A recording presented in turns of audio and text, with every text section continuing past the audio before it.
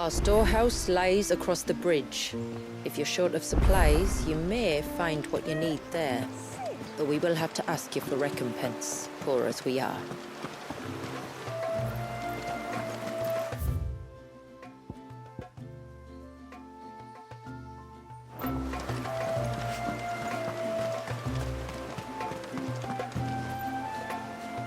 You are Sid, aren't you? The man the tributary told us about? I wonder if you could help me. With what exactly? Oh, nothing too troublesome. Do you know my husband, Pavat? He's the village smith, among other things. Anyway, his name day's not far off, and I wanted to make a gift for him. He's a craftsman, you see, and he's been fretting about running low on the flowers he uses for dye making, so I wondered if you might collect some for me and give them to him. Would this gift not be better coming from you? Perhaps, but it can't, for reasons I can't go into. Please, I know it sounds daft, but I'd be ever so grateful.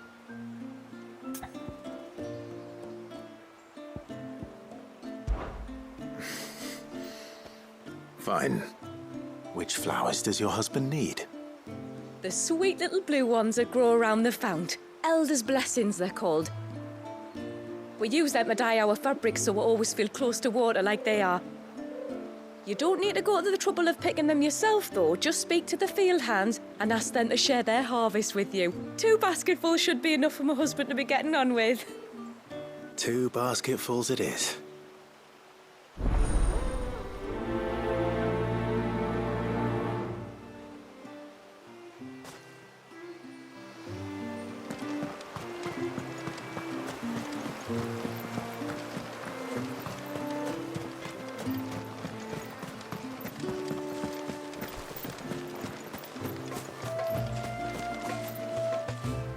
Excuse me.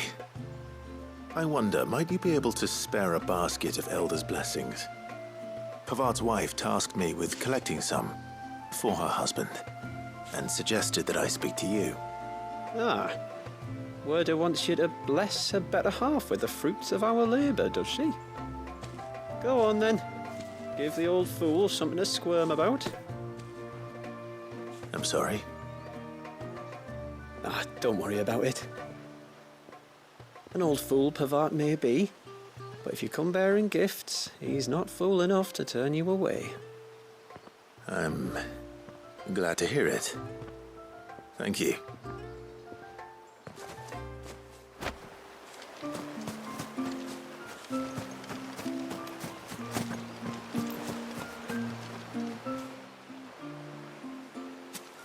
Ah, welcome to Haven, friend. Thank you. Forgive my presumptuousness, but the smith's wife has asked me to make her husband a present of some Elder's blessings. 2 basketfuls, to be precise. Well, I have 1, if that's any help. It is. I'm much obliged. They really are beautiful. Aren't they just? Though that's not the only reason they have a special place in our hearts.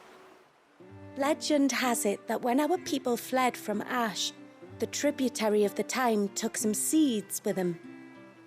And as they wandered high and low across the Twins, he'd plant them wherever they stopped for water. Every elder since has done the same. So when we finally put down roots here in Mysidia, the flowers did too.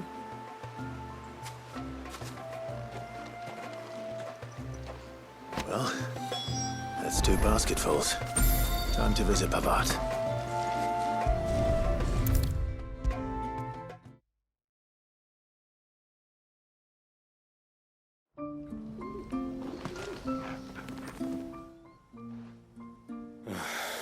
What do you want? Your wife asked me to bring you these flowers.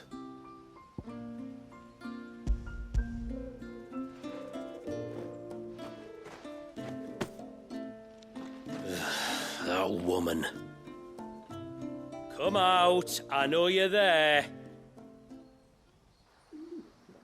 Who? Me?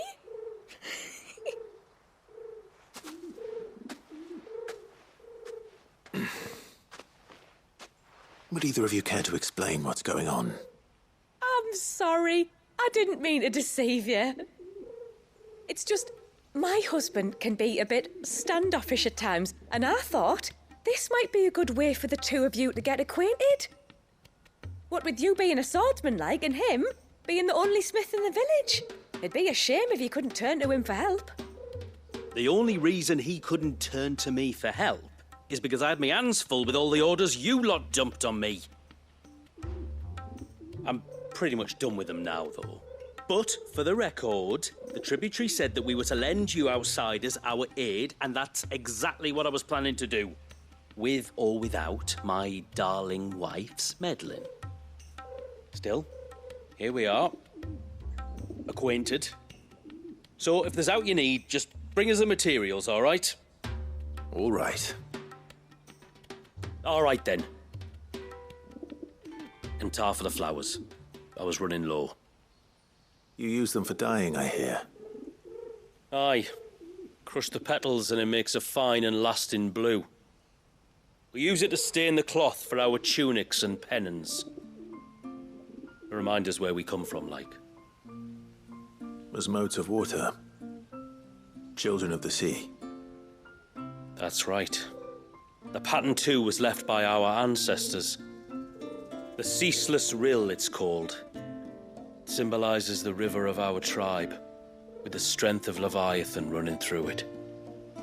And no matter how that river has ebbed and flowed, changed its course, the flowers have always been with us, growing on our banks.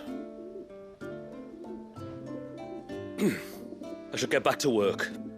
If you need something crafting, let me know. Oh, well. It was a pleasure to meet you. Wasn't it just?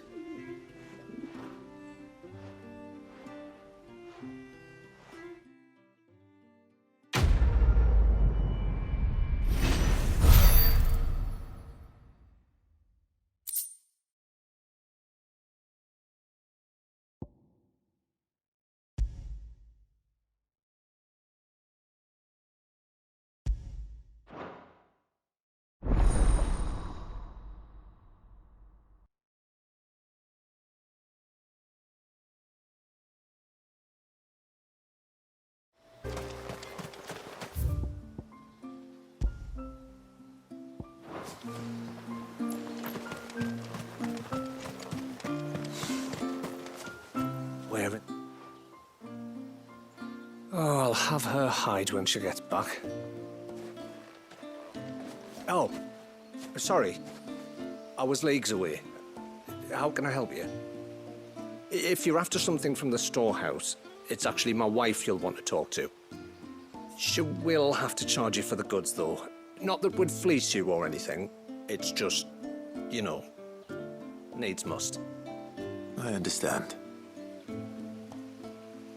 Saying that, she might not be able to get anything down for you for a bit. Ah, right. She's got her hands full with the inventory, you see. It should have been my daughter's job, really, but the willful little rills decided to make herself scarce. Ah, the heavens only know where that girl's got to. If you'd like me to keep an eye out for her. Oh, no. I couldn't ask that of an outsider. Could I? You wouldn't mind? Of course not. She won't have gone far, will she? I hope not. But I've scoured the entire village for her and come up empty-handed. Can't help thinking she might have gone on another one of her little adventures. Ah, a free spirit, is she? Aye, that she is. Can't get her to sit still, especially once she heard you lot were on your way. Outsiders! You should have seen her little eyes light up. Oh, if she wanted to watch you arrive, she'd have made for the low gate where you first came in. The guard there might have spotted her. Maybe you could ask him. Ruka, her name is. All right. I'll let you know if I find her. Try not to worry.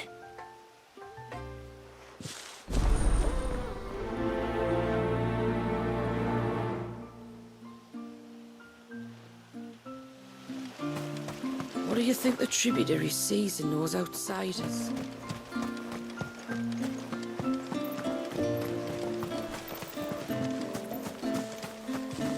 Hear me, mine ancestors.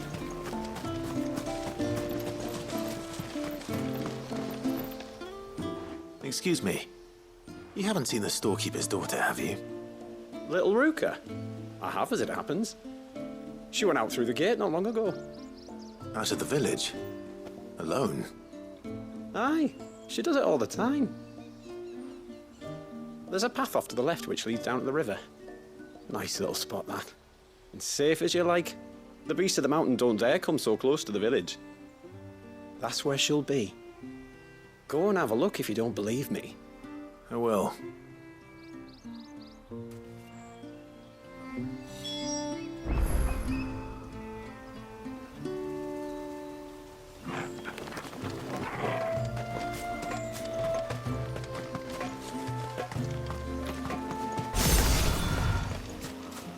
Poor girl probably doesn't know where I am. This must be the path.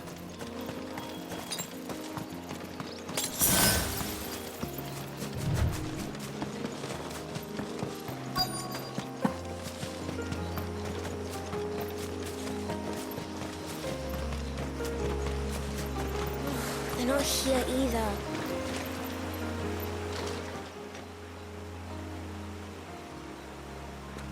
It's you! I've been looking everywhere for you. You must be Ruka.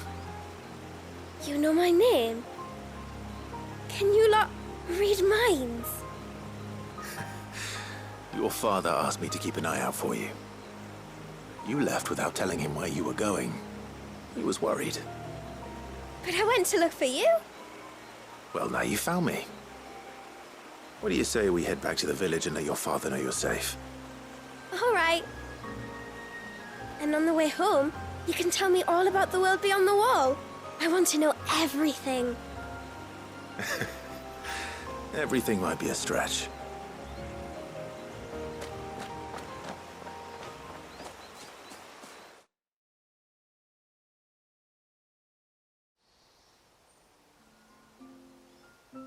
Thank you for bringing her home. And sorry for the trouble. Oh, no. It was a pleasure. Daddy, did you know that there are villages 10 times as big as Haven in the outside world? 10 times! Cities, they call them. And in these cities, they have great big walls and towers and castles. Oh, to think I was worried. You can tell me all about the outside world later, Sweet Pea. Now go and help your mum with the stores. All right.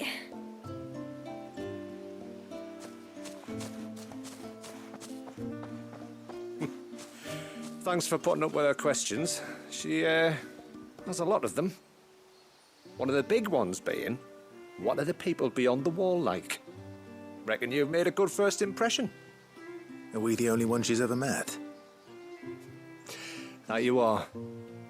The rest of the world can't know we're here, so we'll have to be very careful who we're letting in and out.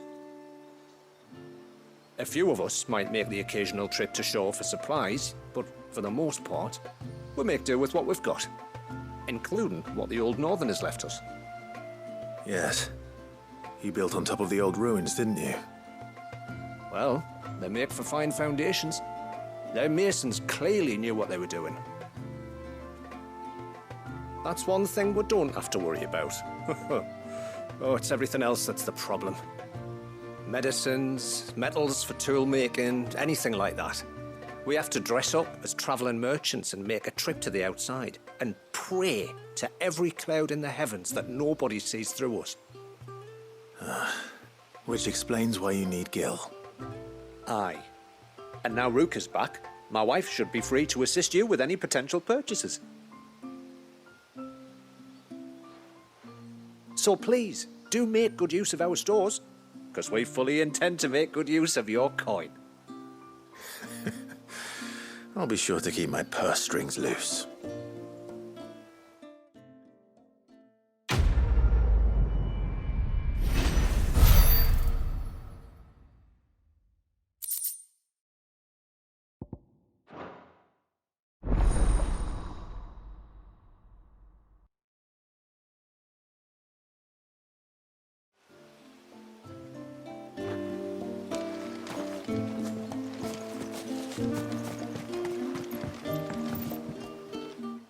Thanks for bringing me daughter back. I don't grudge her looking for adventure, but she's got to pull her weight like the rest of us. Anyway, now we've got the inventory done, I can attend to my own tasks, like seeing to our visitors' needs. So, was the route you wanted? I will have to charge you.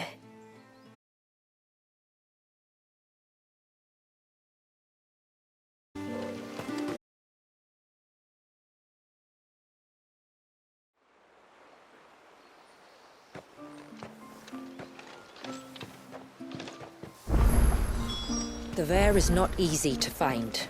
We must first head north and then west, deeper into the forest. No sign of the child. You don't think he's...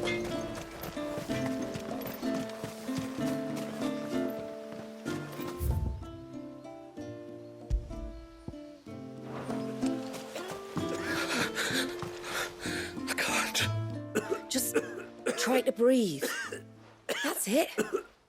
Is everything all right? Ah, you're the outsider. I'm Fannet, healer by trade. And this is Talor, one of my patients.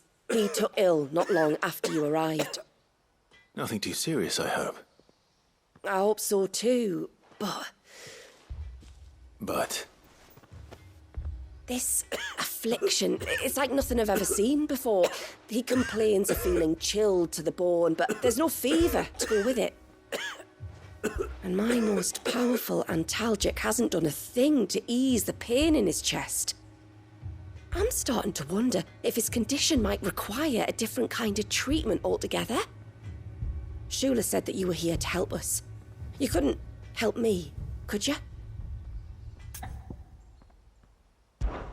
I'd be happy to. If I can.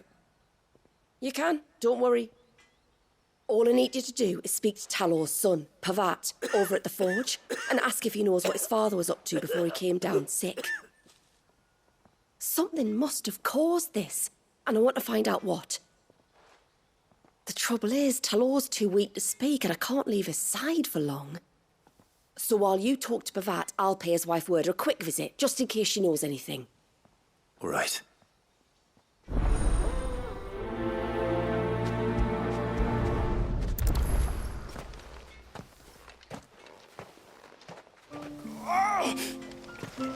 Leave me be.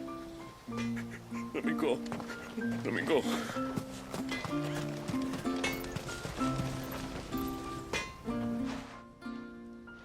Oh, do you need something?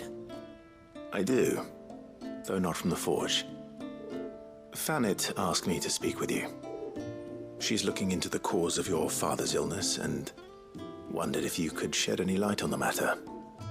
I see. Sorry. She shouldn't have dragged you into this. It's no trouble, really. Tell me, did your father do anything out of the ordinary before he fell ill? Not that I know of.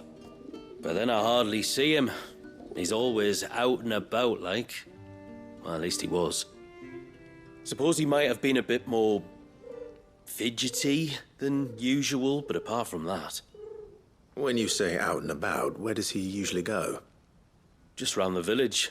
Wanders over to Blazier's place most days. He's a fisher who lives on the other side of the fount. They're old friends. Maybe he knows something I don't. Maybe. I'll go and speak with him. No sign of the child. You don't think he's...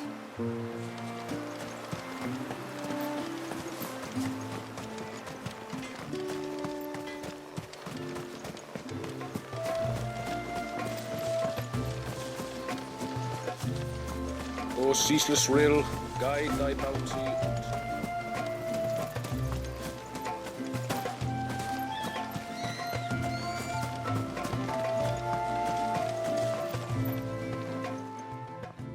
Greetings, stranger. What can I do for you? Your name is Blazier, is it not? Pavat tells me you're a friend of his father's, and that the two of you may have spent some time together prior to his illness. His illness? Talor's never been ill a day in his life. I don't know why he'd start now. Oh, Fanny doesn't know either. It was she who asked me to look into his recent behavior on the off chance it might explain how his condition arose. Oh, I suppose there was something that struck me as a bit odd. He kept asking about the woods. Did you see anything strange on your way back from the shore? Are you certain? Do you swear? That kind of thing. I didn't, of course. But he wouldn't let it go. It was like he was expecting something to happen. It was just a matter of when. Not that I know what. But he never told me anyway. Well, that certainly does sound unusual. And it might just be what Fanet is looking for. Thank you. Don't mention it. Oh, and when you see Talor, wish him the best from me, eh? Let's see what the healer makes of this. Almost time for harvest, then. Aye.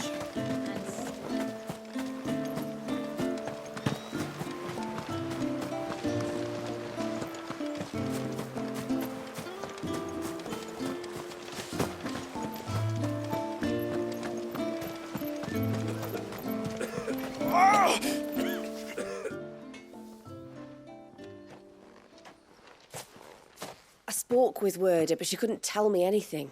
Did you have any better luck? Nothing conclusive. But there was one thing. Azir, the fisherman, told me that Talor had taken a sudden interest in the forest of late. He kept asking him if he'd seen anything unusual there on his way back from the coast, but never let on what exactly he was expecting him to have seen. The forest between here and the coast. Surely not.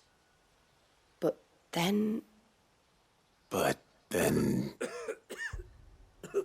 I can't say for sure. But I think Talor's illness might have some connection to the Tomberries. You may have encountered them during your time here. The small, scaly beastmen. And you think they may have caused Talor's illness? I do. At least in a way. And if I'm right, it's no wonder the treatments I've been trying didn't work. Oh, I know it's a lot to ask, but would you go down into Father's Fell for me? There's an altar there, and if my fears are true, an offering upon it. What is going on here? Please. I'll explain everything when you return, but time flows fast. I beg you, make haste for Father's Fell and take the offering from the altar. Talor's life may depend on it. Very well.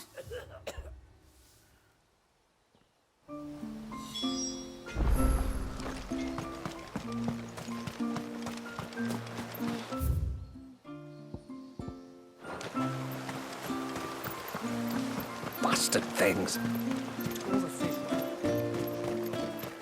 Oh, I never should have let him go alone. Hail, stranger. And once everyone left me in peace.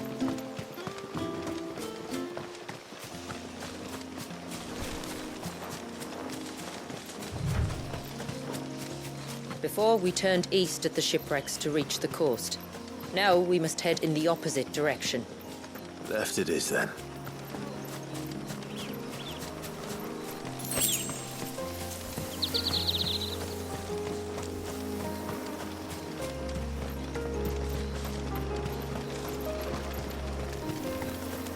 If there's one thing I know about beastmen, is that they love to hide in the dark.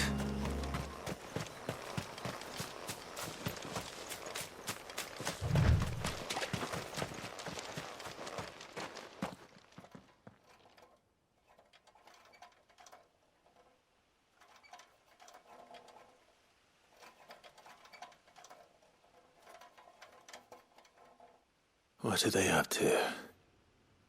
Some sort of ritual.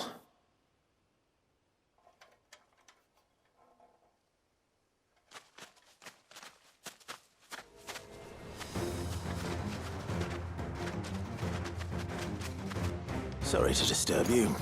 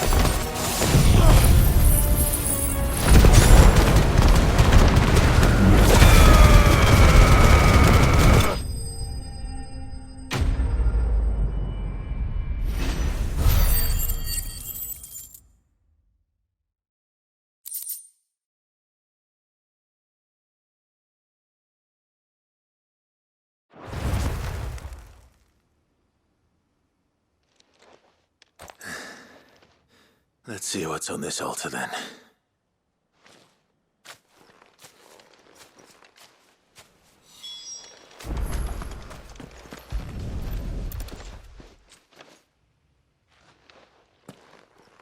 A silver chain. I doubt the Tombries made it. This must be what Fennet was talking about.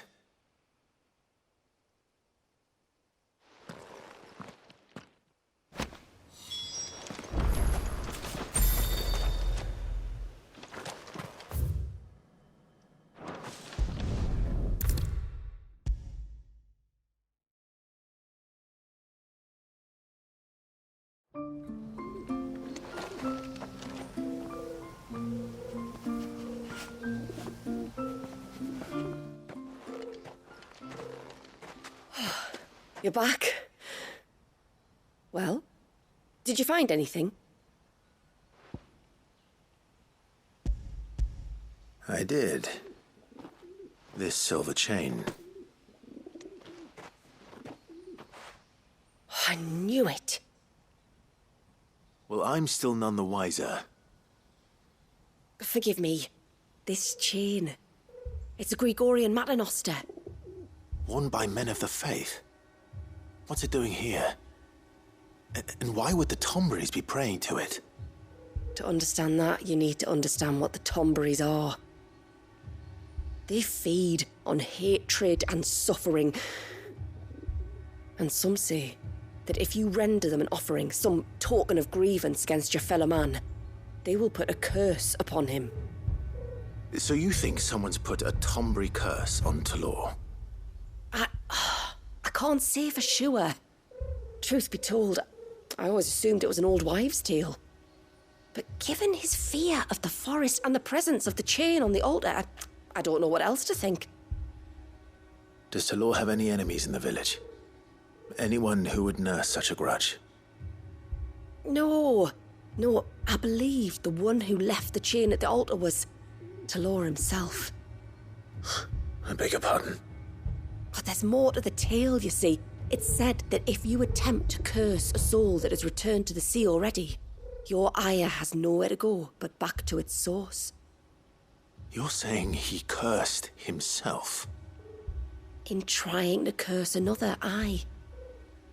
When my father was younger, he was one of the few permitted to venture beyond the wall on trading expeditions.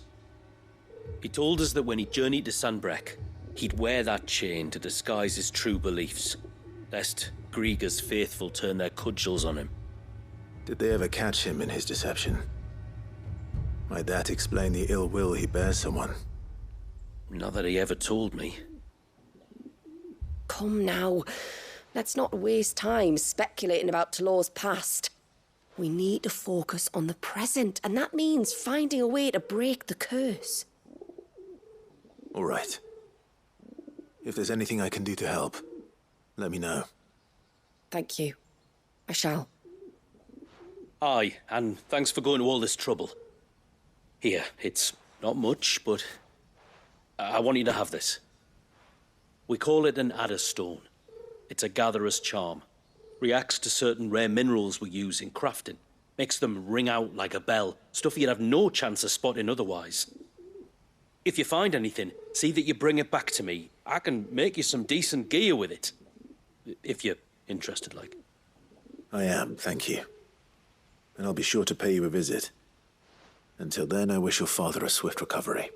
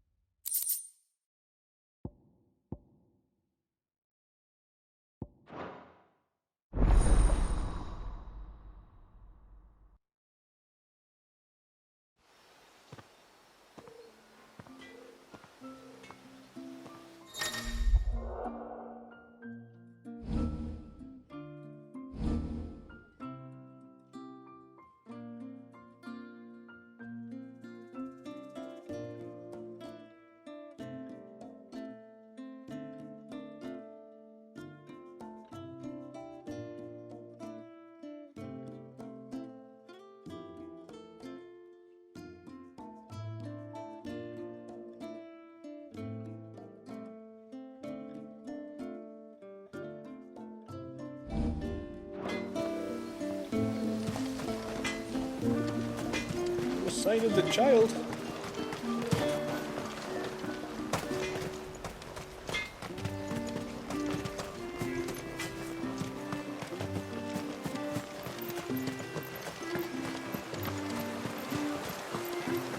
Bastard things. Oh, I never should have let him go alone. Hail, stranger. Are you a rider by any chance? I am.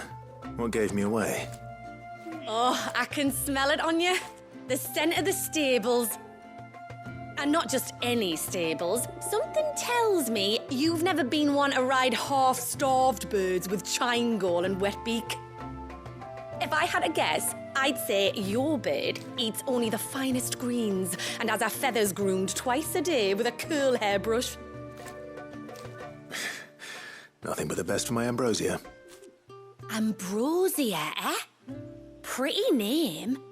What's she like? Well, she's tall and strong. And her feathers are as white as snow. You're joking. You've got a white chocobo. I have, yes. I suppose they are rather rare. This I've got to see. Can you bring her here? I would if I could, but I doubt Shula's skiff could hold her. Me dad's got a boat. And he's ferried chocobos before. You could get him to bring her. It'd be perfect timing and all. He's preparing for a trip beyond the wall as we speak. I'm sure he'd help you if you asked. He would. Well, I don't suppose it would hurt to have Ambrosia around. All right then. Where could I find your father?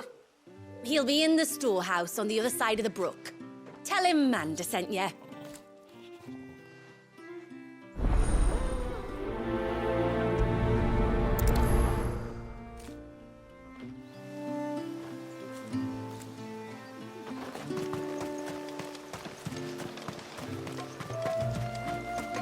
Oh, I never should have let him go alone.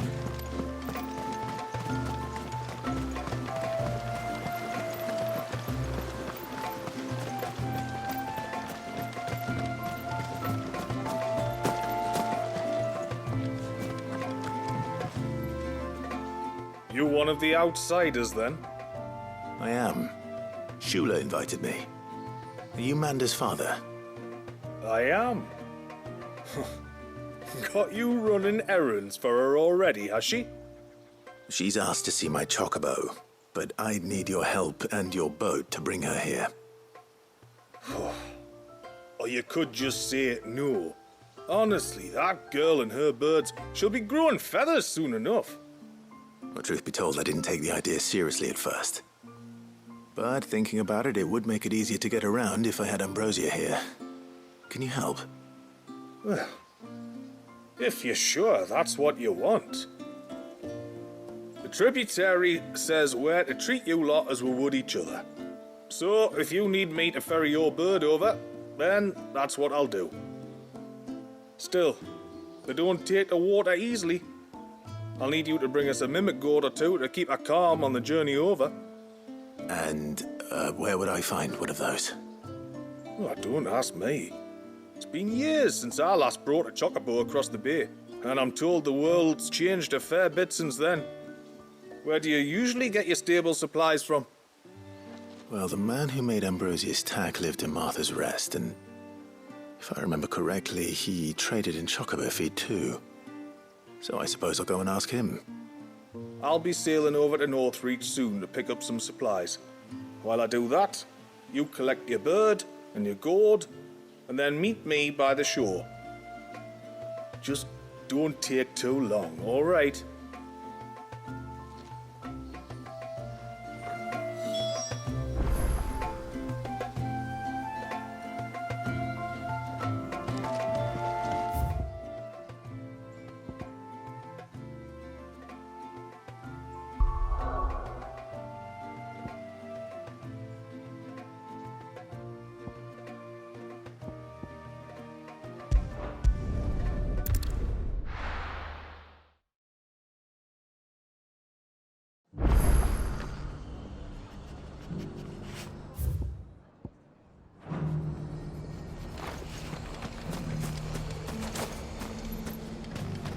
few rooms going spare now.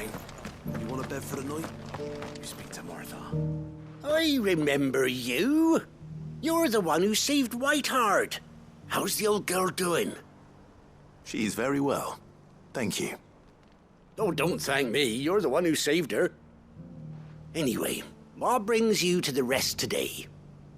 I was hoping to purchase a mimit gourd.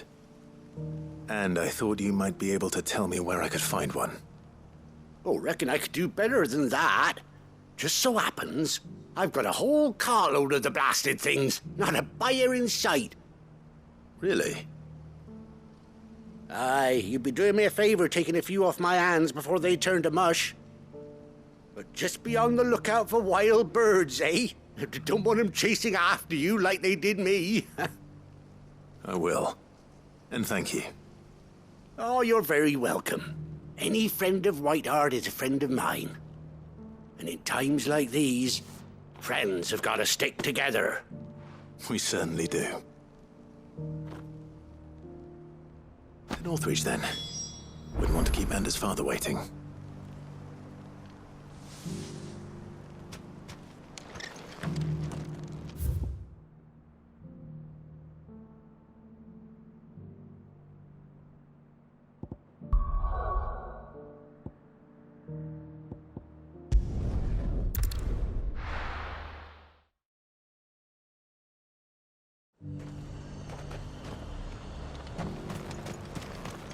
And how might I help the garrison today?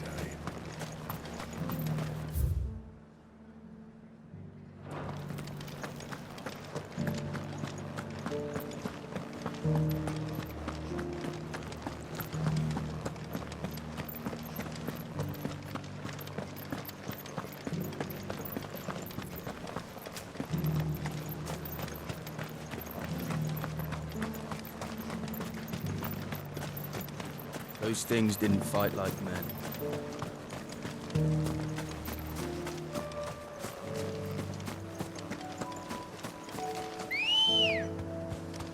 Good girl. Run like the wind.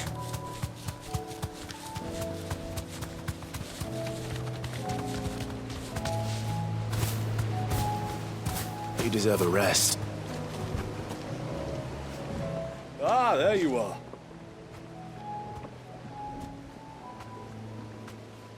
And this must be Ambrosia, was it? Oh, she's a real beauty, isn't she? I have the mimic or two. Here.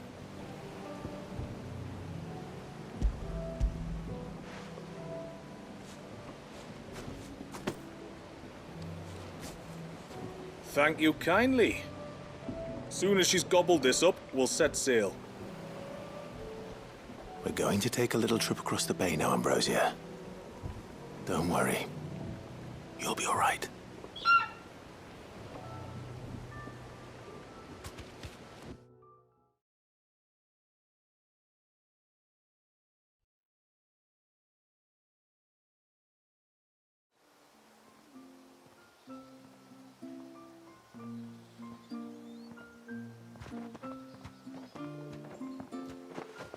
Well, we made it. You didn't all? She is as white as snow. You're beautiful, aren't you, girl? Brave, too. She was calm as you like on the journey over. The mimic gourd will have played its part, of course, but passing through the walls enough to spook most birds even then. Not this one, though. Ambrosia's been through a lot. I doubt there's much that could unnerve her now. Not with a beloved master by her side. No. It's you who looks after me, isn't it, girl? Anyway, thanks for bringing her here. I hope I can breed a bird like her someday. And if you and Ambrosia need ferrying back to Northreach, you only need say the word. Thank you. But I think we might explore Mysidia together. What do you say, Ambrosia?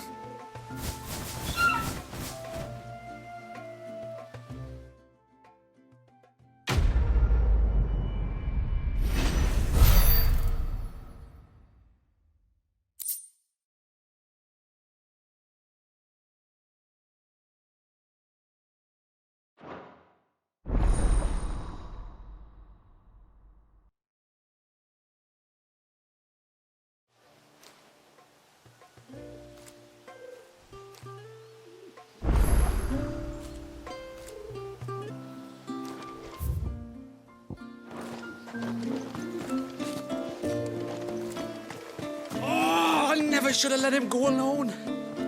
Ty, take me, what am I gonna do? You've got to help me. Shula said you were a force to be reckoned with. Are you? Why do you ask? Hey? Oh, sorry. I should explain. My name's Kitav. I'm worried about a friend of mine. He went into the forest and he hasn't come back. Would you help me find him? I can try. Tell me what I need to know. Of course. You know about the glamour our ancestors cast to keep this place hidden, right? Shula told us about it, yes. Right. So you know the cairns we use to maintain the spell? Well, it's me and my friend's job to maintain them. If it weren't for the likes of us, it would have faded years ago. So your friend went into the forest to visit one of these cairns? Aye, that's right. He said he was going down to Father's Fell. There are 2 cairns out that way, one by the banks of the Swift Run, and another near the Winged Wains, the, ships in the forest. All right. How will I know this friend of yours? His name's Nassef. He's about my height, but clean-shaven. If you could track him down and see that he's come to no harm, I'd be much obliged. I'll search the village, just in case anyone's seen him, and meet you back here. Very well.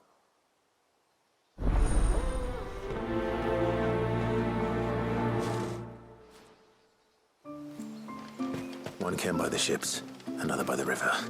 Better get moving.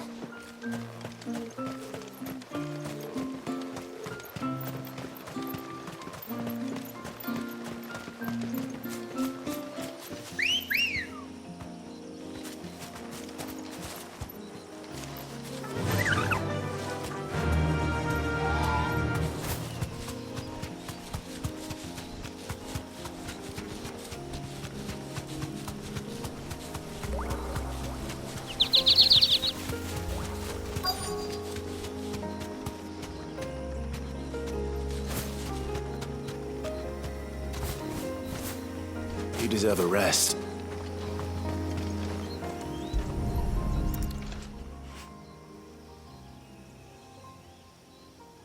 Well, here's the cairn.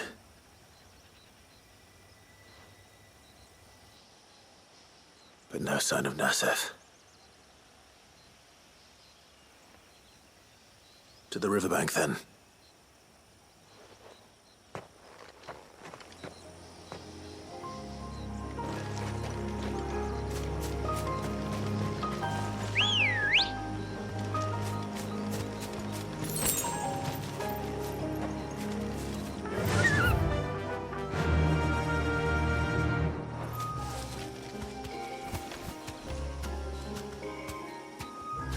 Fly, Ambrosia.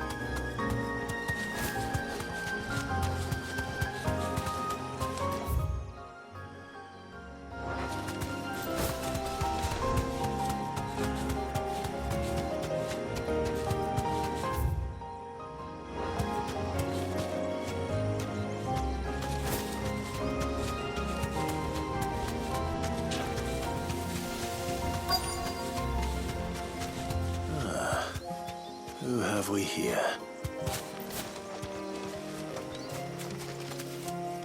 I'm looking for a man named Nassef. Aye, I know him. Takes care of the cairns.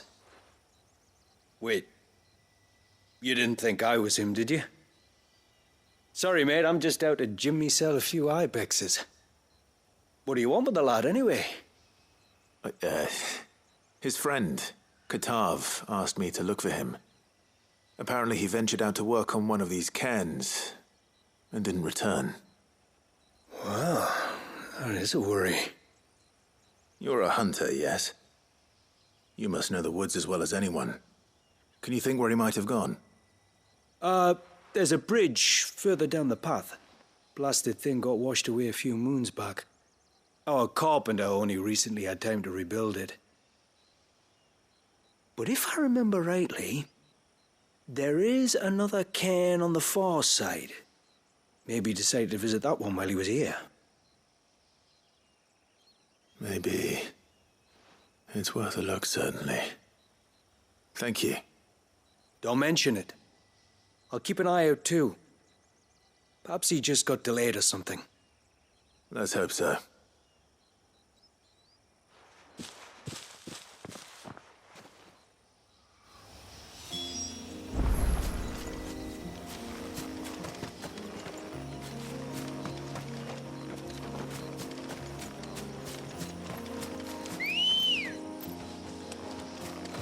Good girl.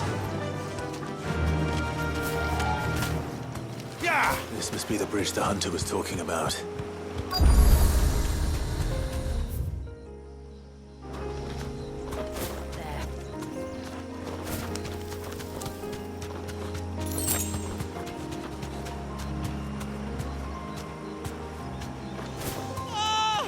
Stay away, damn you!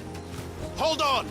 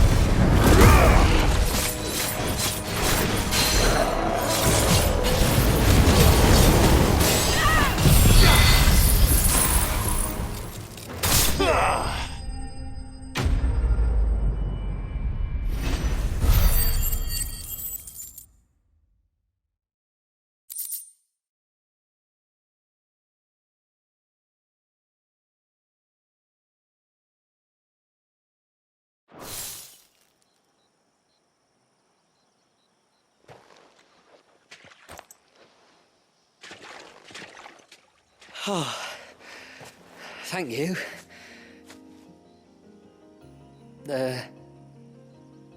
I'm the tributary's guest. And you must be Nassef. I am? But how do you know that? Your friend Katav asked me to look for you when you didn't return. I'm sorry. I was so focused on attuning the cairn, I didn't see those creatures coming till it was too late. How exactly do they work? Oh, there are crystals inside. They're what keeps the glamour going. Should the ether cease to flow through too many of them, our shroud would quickly unravel. It's my job to make sure that doesn't happen. And an important job it is. But you'll struggle to do it if you're dead. You need to take more care. Yeah, no arguments there. The truth is, me and Katav usually work together, watching each other's backs like. But when we heard outsiders were coming, we split up to get the job done faster, so things will be perfect for your arrival. Stupid, I know. So you found him then? Not before the local fauna did. My arrival seemed to put them off their dinner. Mustn't have been hungry after all. Expect you'll be wanting someone to escort you back to the village then, Nassef. Woods are full of nasties today. When you're next in Haven, be sure to come and see us. You saved my life. It's only right I repay you. If you insist. Take care now.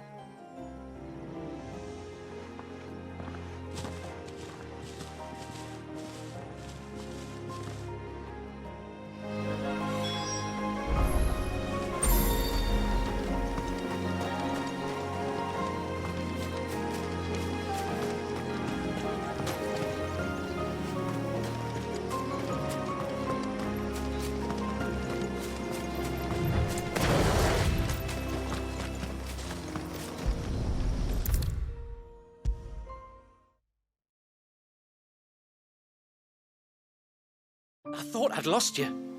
But you saw to it that I was... Thank you. Nassef told me everything. If you hadn't got there when you did... Oh, it doesn't bear thinking about. All that matters is that you're safe. Far be it from me to tell you how to do your jobs, but don't go alone again. Or if we have to, maybe we should think about casting the glamour on ourselves to keep the wildlife from spotting us. It'd take its toll, of course, but it'd beat letting the cairns fall and having to weave the entire spell from scratch. Imagine if we had to do that. I'd rather not. We'd only succeed in adding 2 new piles of stone to the collection. Your bearers? That we are, thank the tides. The others can't attune to the crystals in the cairns the same way we can. I reckon this place would be doomed without us. So, you do this work for the good of your people?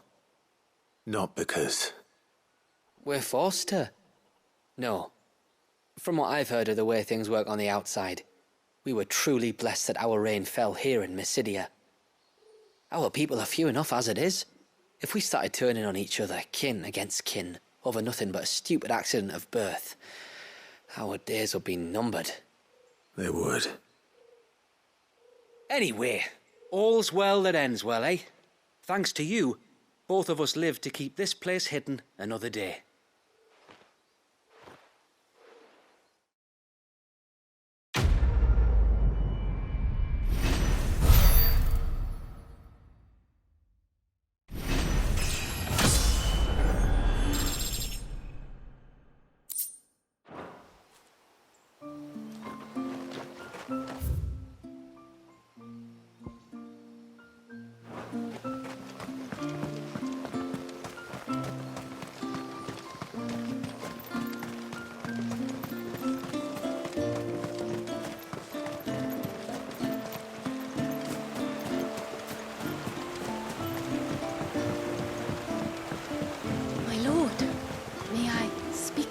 There is a matter with which I would beg your aid.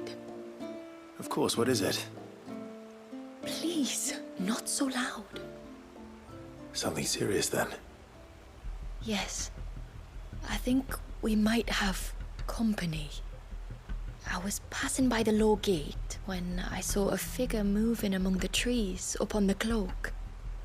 At first, I thought it must have been you or your brother, so I didn't say anything, but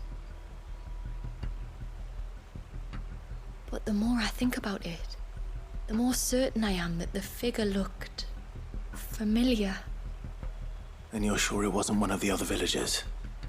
Positive. I think it was someone from outside the wall who has found his way inside. Of course, it could just be my imagination playing tricks on me. I only caught a fleeting glimpse, and it might have been you or your brother. But if it is who I think it is, we cannot allow him to leave now that he knows we're here. Would you go and see? He won't try to hurt you, believe me. Given what lurks in the forest, the only one likely to get hurt is him.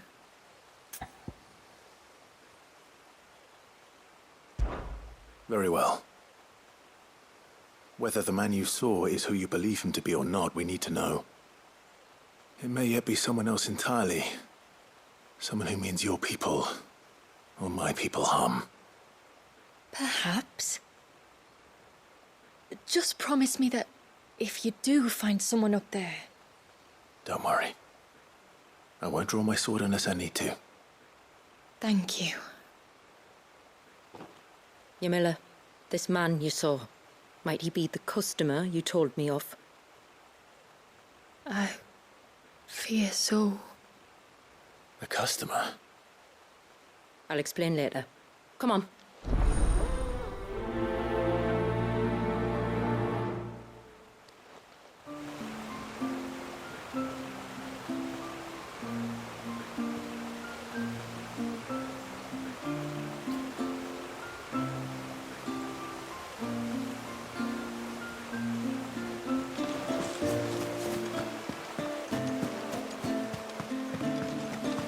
Ambrosia won't help me here. If we pick too many of the flowers, there won't be any.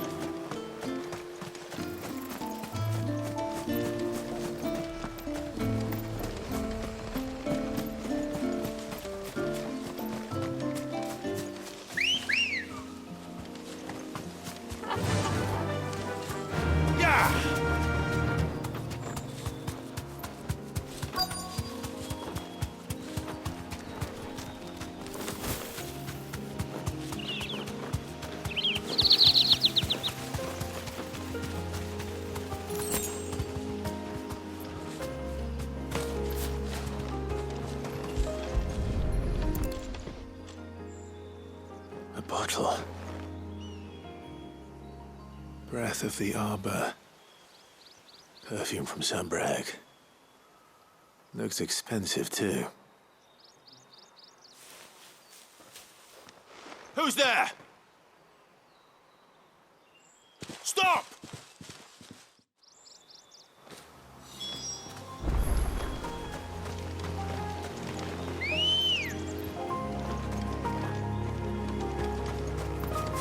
Come on.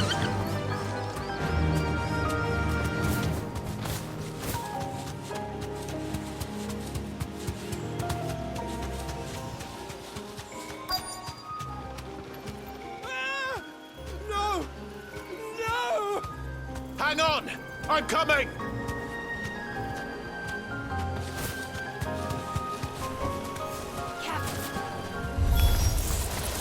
Don't eat me! I'll give you Godlord, I swear! Stand back. I'll handle this.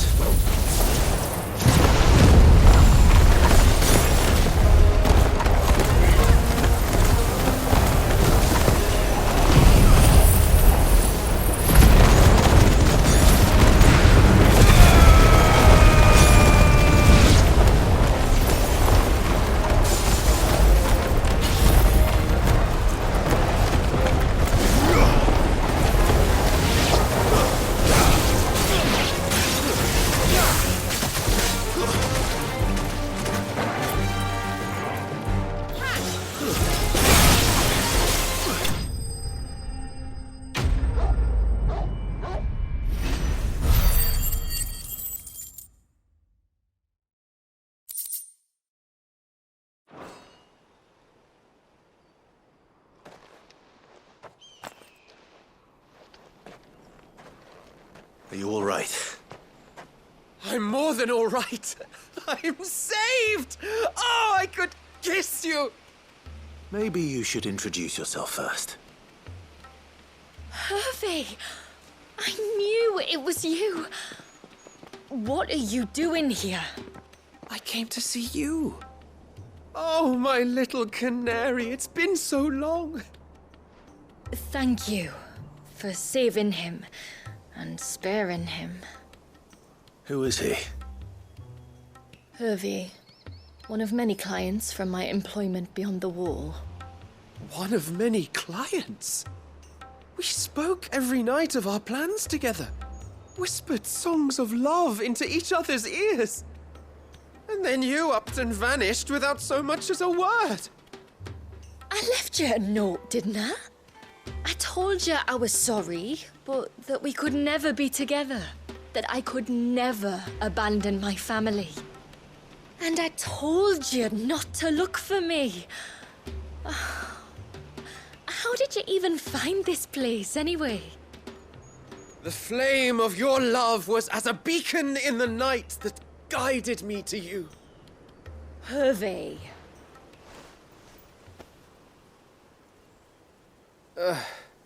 I was walking by the coast near Northreach when I saw a lady who looked like you. Eyes like the ocean. Hair like the driven snow. The next moment, she and her companions were jumping in a skiff and sailing out towards the wave. So I, borrowed the nearest boat and started rowing. It must have been Shula bringing us here. So what? You rowed, found a nose how many leagues across the bay, simply because you saw a woman with white hair. And as I did, the skies changed from a dull and hopeless grey to a bright and benevolent blue. That was when I knew for certain that my little canary was close. Oh, why did you come? You should have forgotten me, as I tried to forget you. I cannot leave my people, Hervé. And now that you know about this place, neither can you. We must return to Haven and accept my family's judgment. I'm to meet your family. Oh, my little canary.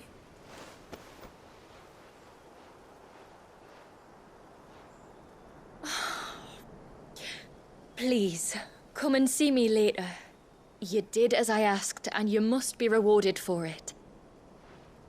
But first, follow me, Hervé. To the end of the world and beyond.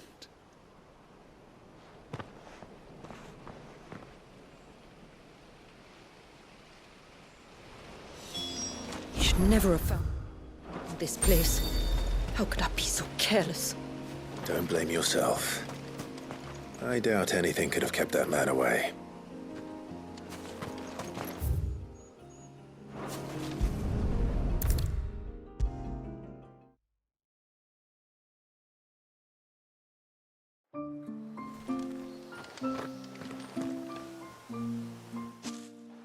Forgive me.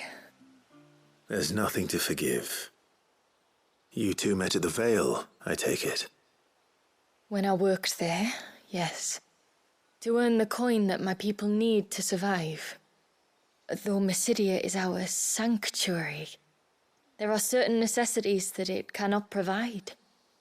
And for that reason, some of us seek employment beyond the wall. Yet few are the opportunities for followers of a strange faith in a strange land. And so you supported your family as best you could? I did. And I have never regretted it for a moment. I found a second family in the Vale. And in the Dame, a second mother. I also found Hervé. But our love could never be. I knew that if I revealed my secret to him, I would be putting my people in danger. But that if I did not, I would be living a lie, unable to return home. What will happen to him now? Since our people settled in Mysidia, uninvited visitors have been few and far between, but not unknown. Explorers, survivors of shipwrecks, none lasted long. I see. That was before my time, you understand? I've never had to make a decision like this before. Yamila, know that I do not blame you for any of this. It was me who decided to make the trip to shore. Me who exposed our secret. This was my mistake, and I shall bear the responsibility. Thank you, tributary. I only beg you to remember that Hervé means us no ill will. He's just a fool. A fool who loves me. I will take that into consideration. But yours is not the only voice I must listen to. The whole family must be consulted, and it may take time for me to arrive at my decision. I hope you understand. Of course, tributary. However long it takes. Come what may, I thank you, my lord, for bringing us back together.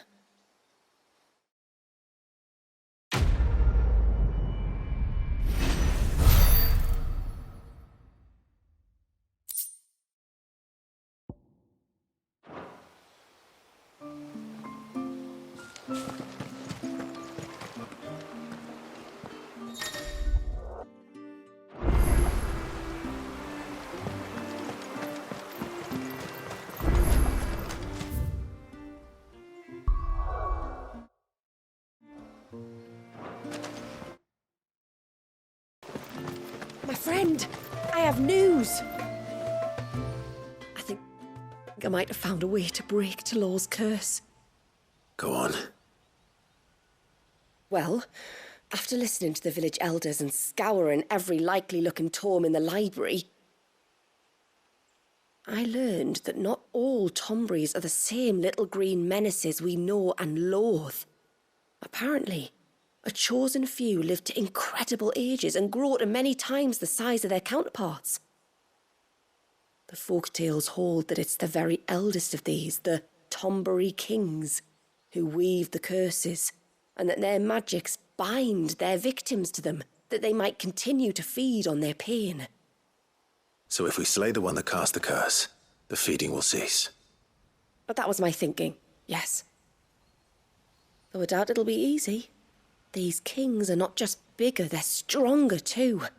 And if the tales are true, their followers will defend them to the death. It is a perilous proposition, in short, but it may also be Talor's only hope. What say you?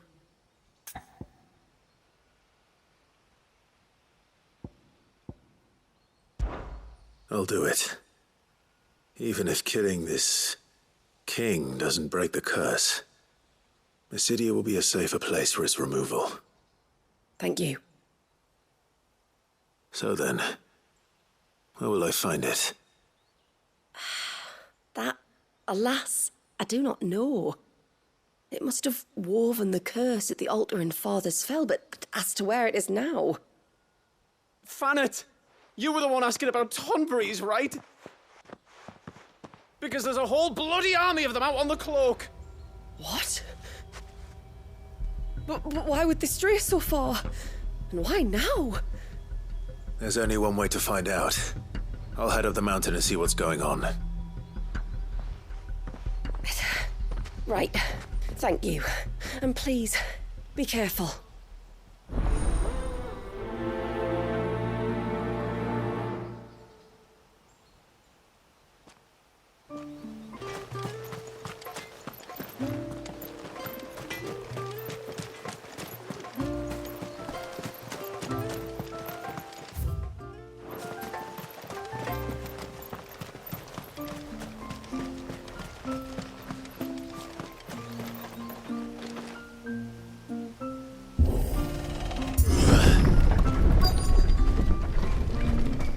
Found her. They're almost at the gate. But they won't be coming any closer.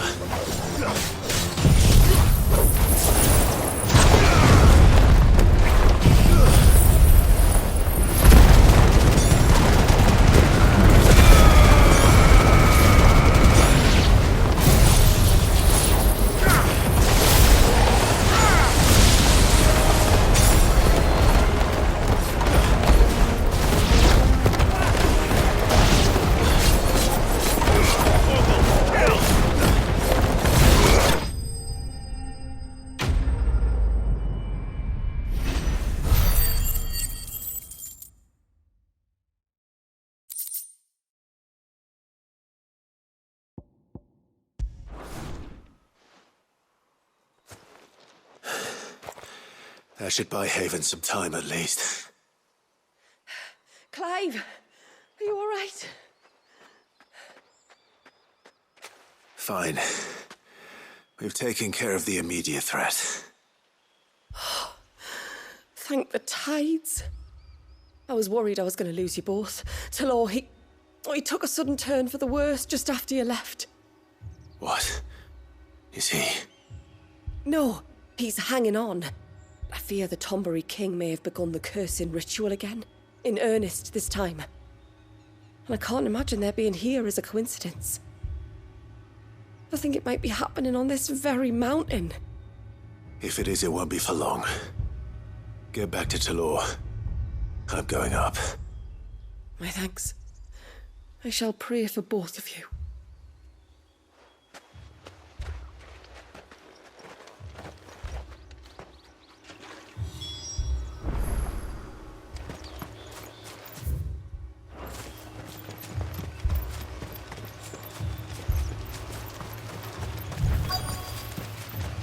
More of them. Come on then. I crave an audience with your king. Oh, your...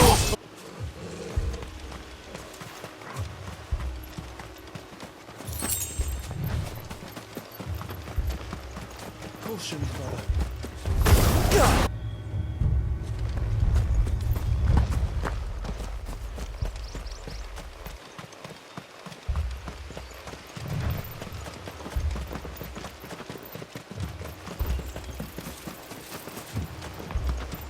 Another group. They don't look very regal.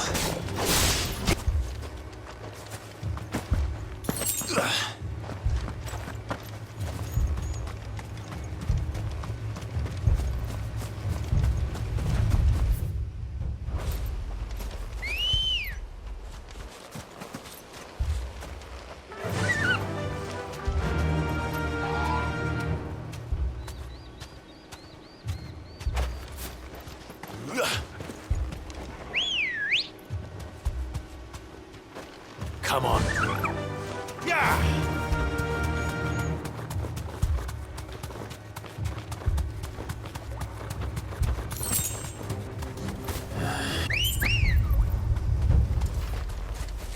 Ready, go?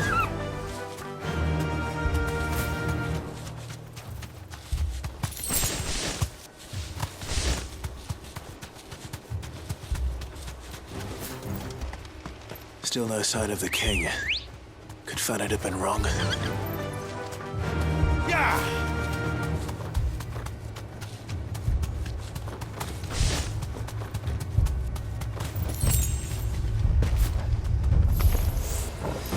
There's dozens of them. The king must be close. We'll have to take care of his followers first. We'll have to take care of his followers first.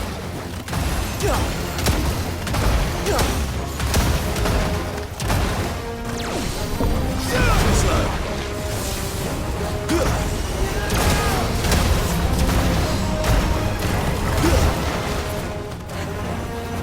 Let's try.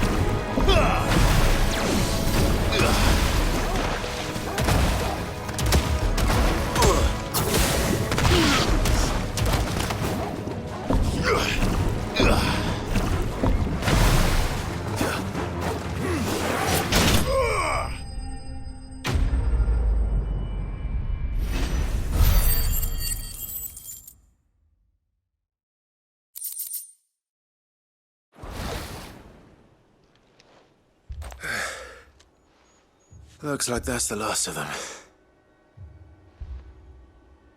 Out here, anyway. But beastmen do like dark places.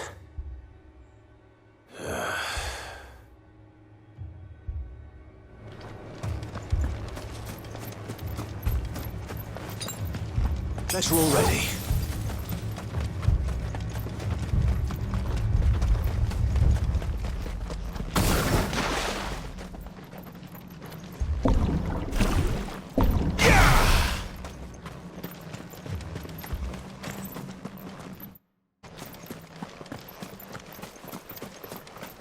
Well, I'll be damned.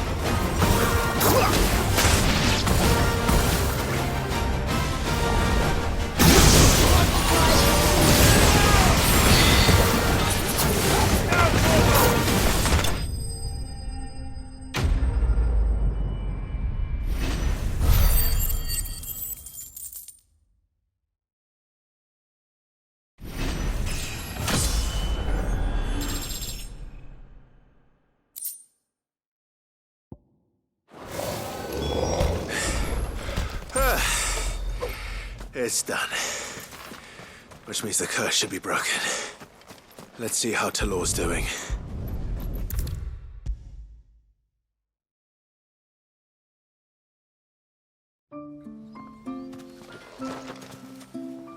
Clive! Is it done then? It is. I was going to ask if there had been any change in Talor's condition, but judging by that smile on your face, I think I already know the answer. You do? Talor! He's back!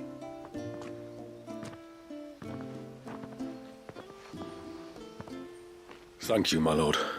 I can never repay you for everything you've done for me. I owe you my life. I'm just glad the curse is lifted. There is one thing I'd like to know, though. If you don't mind my asking.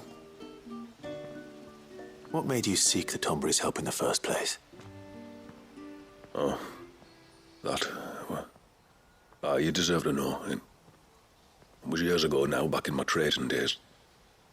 The Sons of Greek arrested me in Oriflamme, chained me up in a lightless cell with a great sword hung over my head, ready to fall if I didn't confess.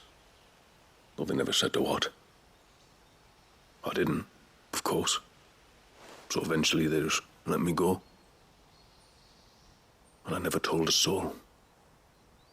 Tried to forget it ever happened. But then you came along and the sight of your sword brought it all flooding back. I couldn't sleep, couldn't eat, couldn't hardly breathe, and I thought that if I gave my old chain to the Tomburys, maybe they could take all that pain away. All that anger. But it only made it worse. Oriflamme has fallen. And the men who tortured you likely fell with it. If only I'd known, I might have spared everyone a lot of trouble. I'd convinced myself that you were like them, that all outsiders were the same, but you're not. Far from it. Thank you, son. Thank you.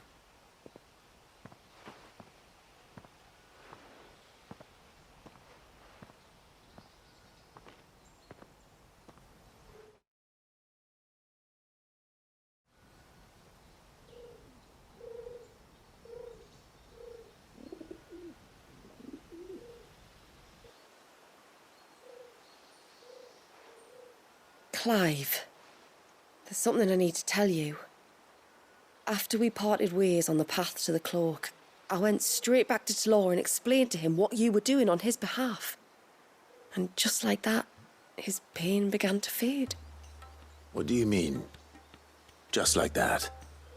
The Tombury King would have still been alive. I had to contend with dozens of his minions before I found him. Then perhaps one of them warned him of your coming and he broke off his ritual. Or perhaps knowing that an outsider was fighting for him was what lifted the weight from Talor's heart. I know from experience that many illnesses are not wholly physical, but of the spirit, at least in part. Was there ever really a curse then? Or was Talor simply suffering from the pain of his memories? And the guilt of what he'd done? For all the difference it makes. I suppose we'll never know. Maybe not. But this much I do know. It was your strength and your selflessness that healed his heart in the end. I'll be sure to tell my healer friend when I get home.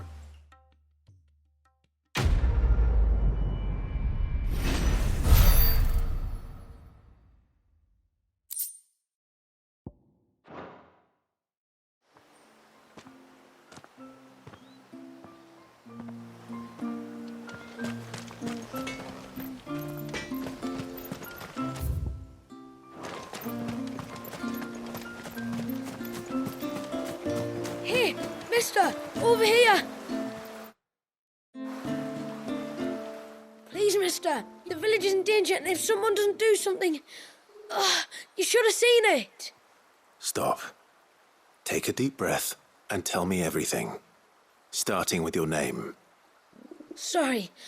My name's Eirik.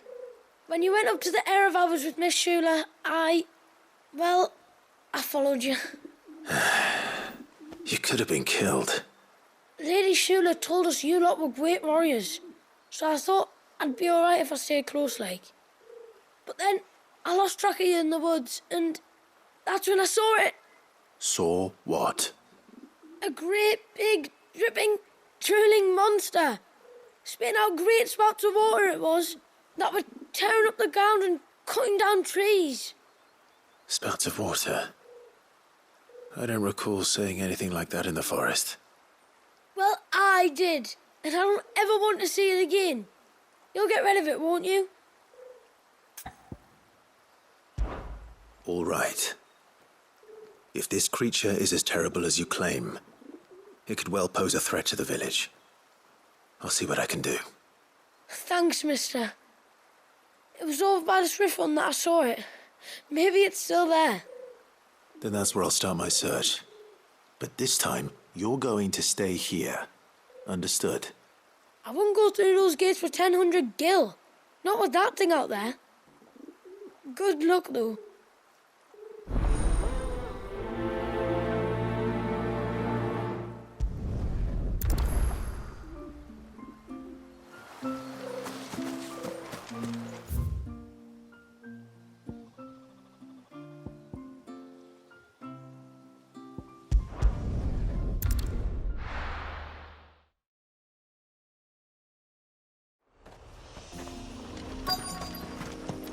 Is that the hunter?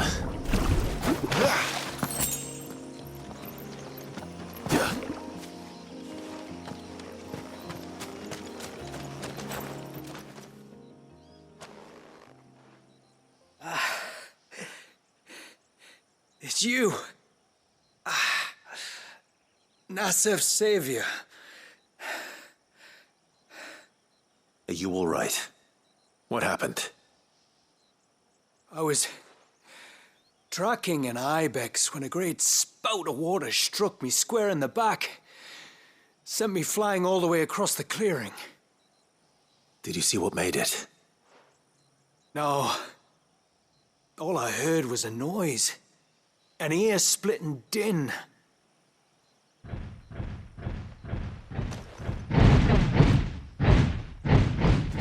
Might this be the culprit? Leave him to us.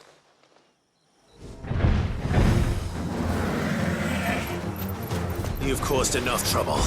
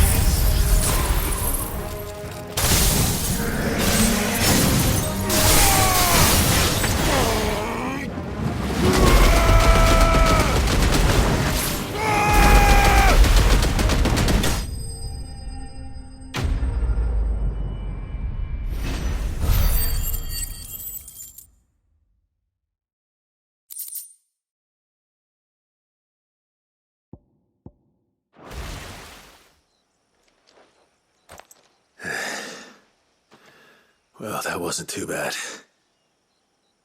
Hardly a threat to the village, but you can't blame the boy for being scared.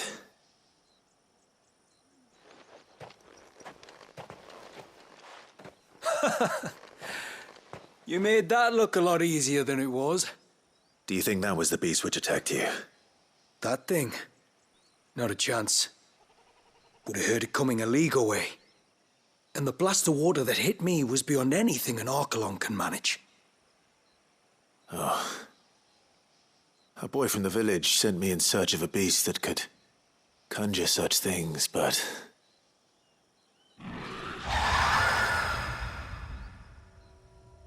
That's it. That's the noise I heard. Sounded like it came from the ruins. I'll go. You head back to Haven and see a healer.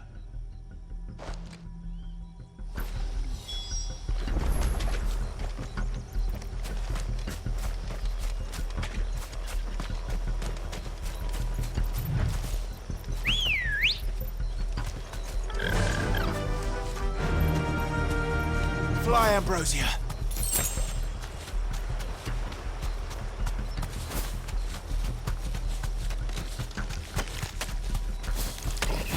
Straight up.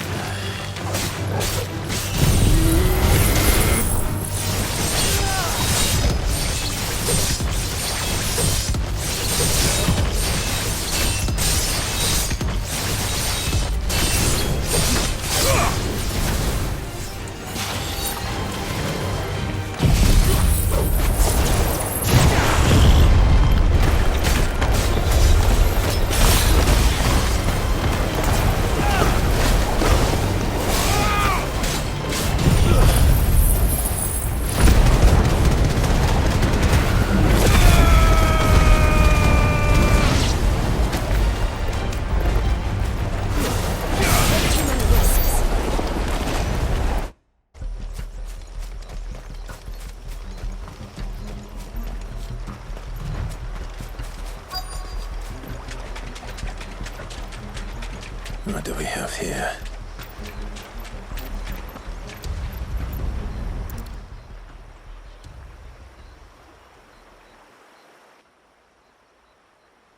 Found her.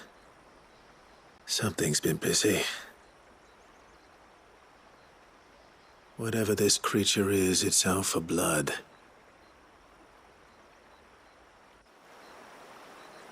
But it's not having ours. Stay close, Torgal. Where are you?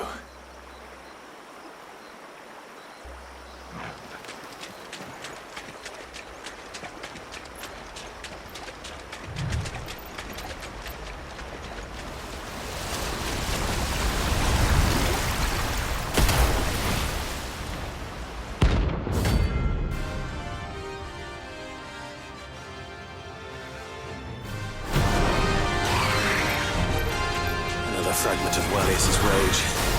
I should have known. Time to put you to bed too.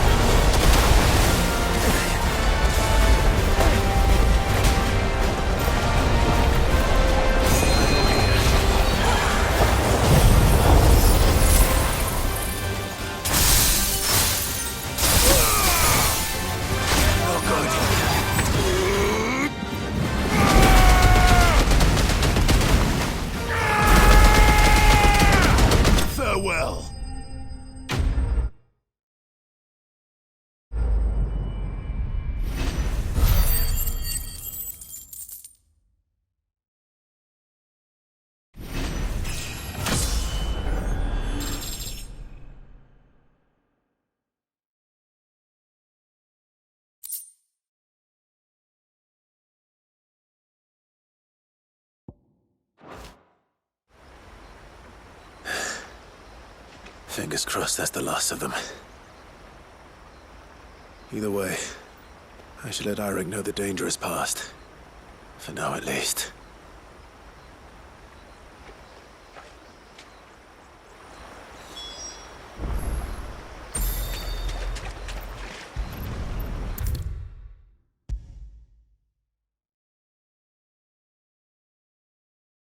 How many times do we have to tell you?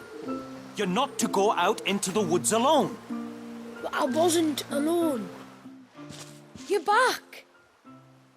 So? Did you find the fiend that attacked me and young Eirik here? I did. It won't be troubling you anymore. Yes. I knew you'd get it. Only because you warned me of its existence. Not that you should ever have learned of its existence, but all's well that ends well, I suppose. What was it, anyway?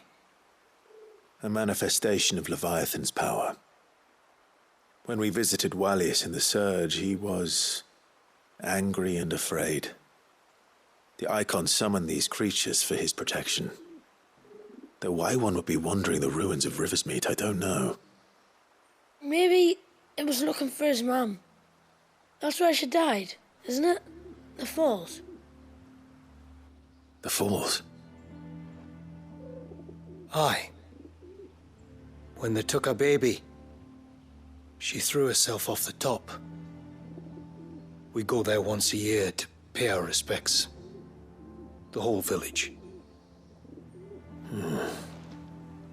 An Eggy is a part of its master's spirit, but Wallius wouldn't have been aware of what had happened to his mother, would he? Well, either way, you did us a favor putting that thing to rest. Us and Wallius. Thank you. Aye. Thanks, mister.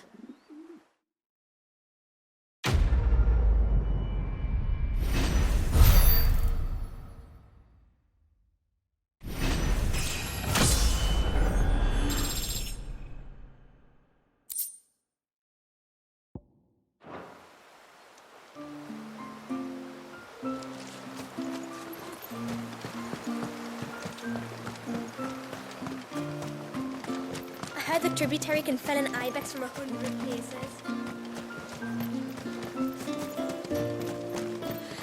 And then I dreamed I saw this. My lord, might I have a moment of your time? I would beg of you a service. Certainly. What is it? It's a long story. But before we get to that, would I be right in thinking Lady Shula told you about the witch from the north? Yes. She said that your ancestors found her here, and that it was she who taught them the spell to stop time. She was like Wallius, you know. A dominant. The Warden of Ice. My great-grandmother suspected as much. She cared for the poor woman when the end was near. And it was she whose duty became to attend her grave. A duty that was passed down to me. I see. And the service you would beg of me? Well, until recently, the path to the grave had long been blocked by a fallen tree. But when our woodsmen finally found time to move it, we quickly realized it might have been better had they not. On trying to clear the rest of the path, you see, we discovered that a flock of bloodthirsty beasts had claimed the cliffs beyond. None of us was a match for them. But you, my lord, have proven your strength many times over. Would you drive them away for us?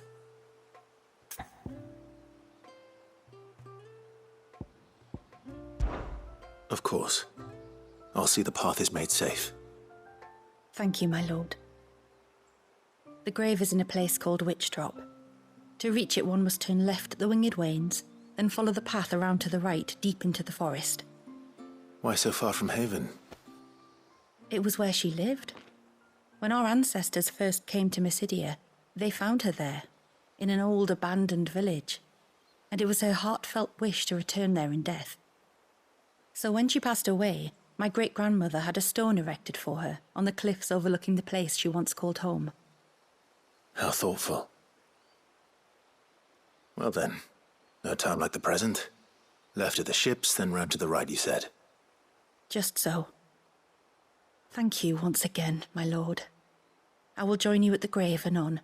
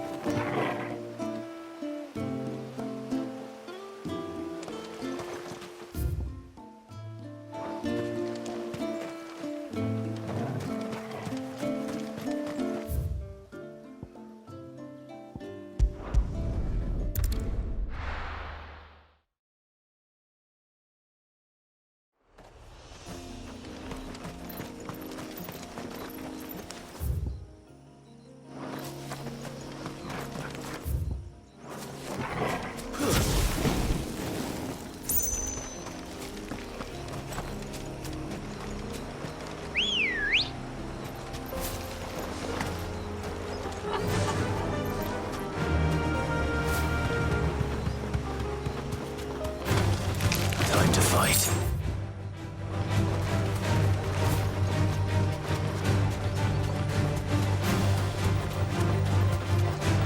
This should be the path to Witchdrop.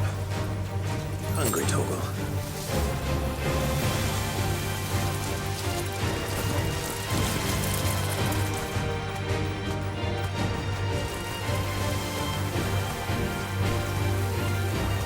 Is that beast ringing?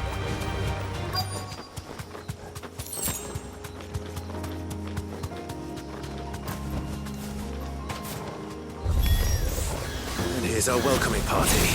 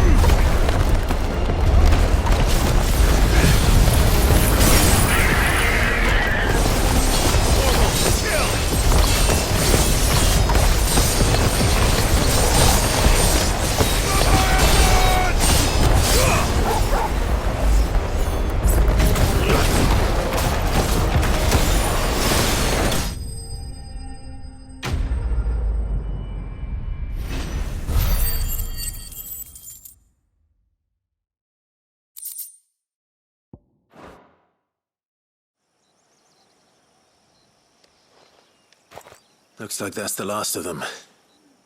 Now, where's the grave?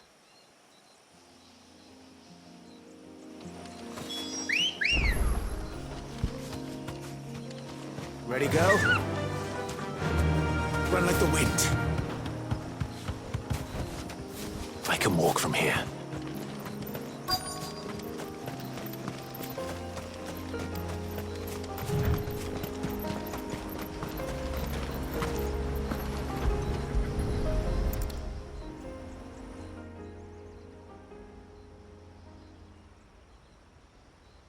This must be it. My lord, thank you for making the path safe again. Easy. Was that her name?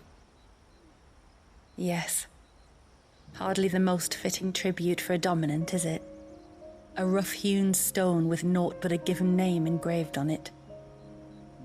But my ancestors had only been here a matter of weeks when she passed.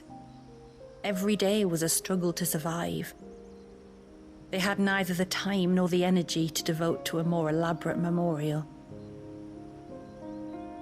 Yet they spared what they could to grant her wish, that even in death she might continue to watch over her home. She lived down there then? In the ruins? That's right. They were once the living quarters for those who served up in the temple.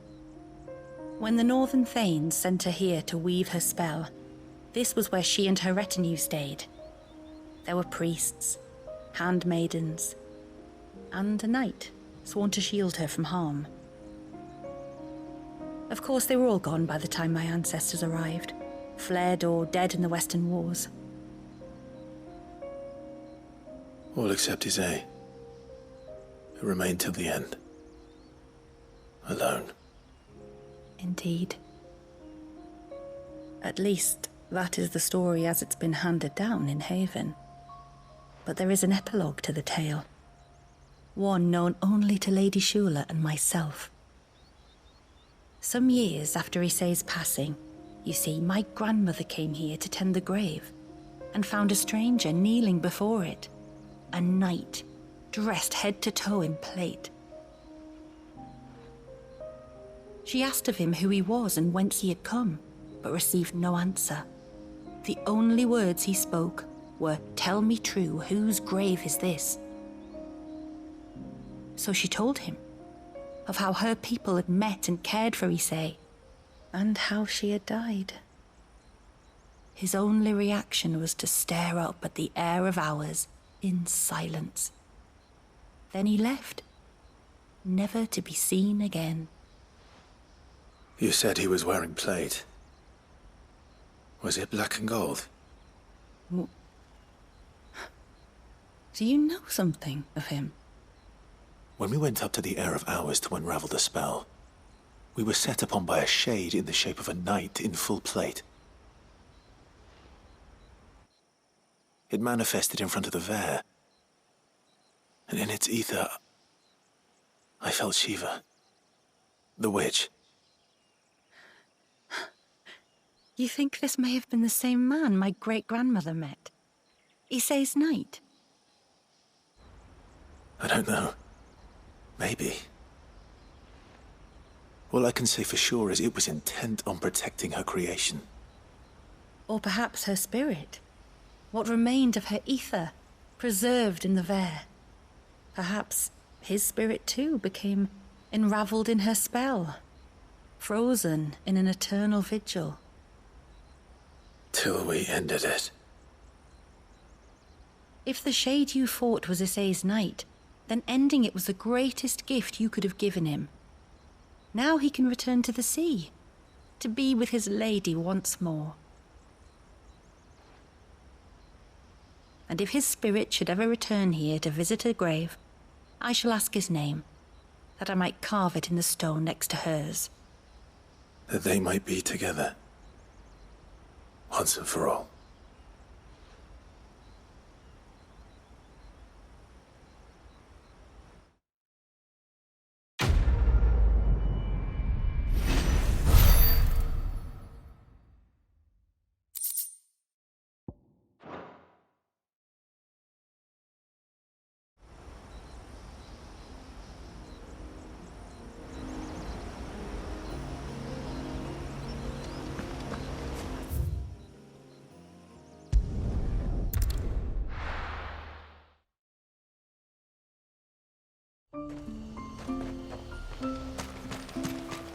Praise be to the heavens.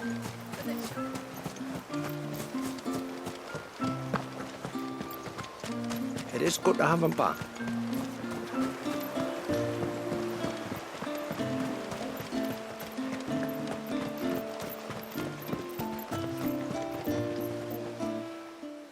You wouldn't happen to have some time on your hands, would you, Clive? Only I was wondering if you might help me with something else. Don't tell me. Another unruly dominant. Not quite, but a dangerous foe nonetheless. It promises to be quite a hunt. Care to join me?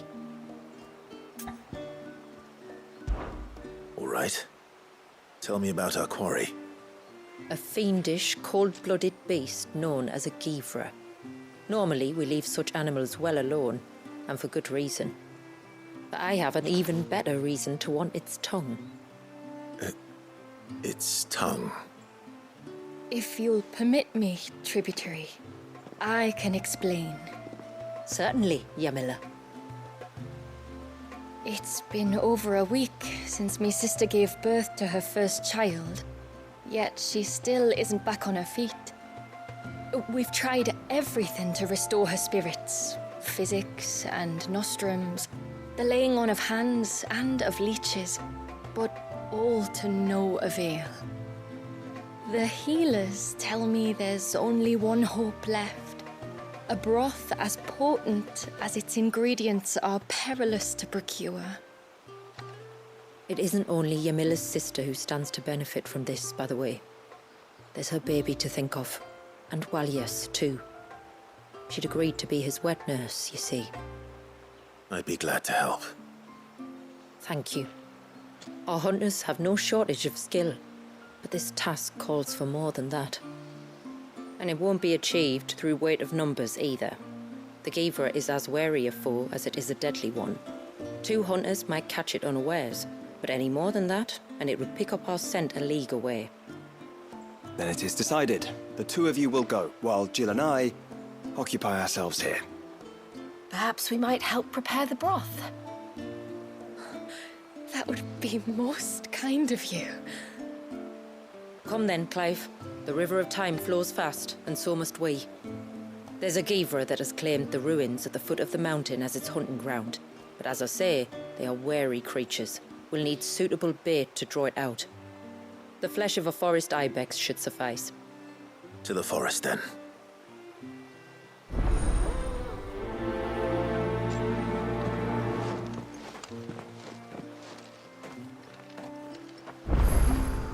There's nothing a Givra loves more than a fat haunch of ibex.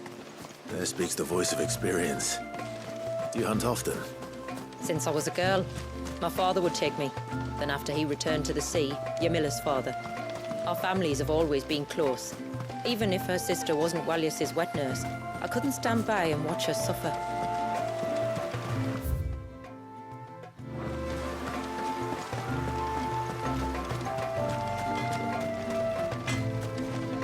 Reckon my steel's just as good as any.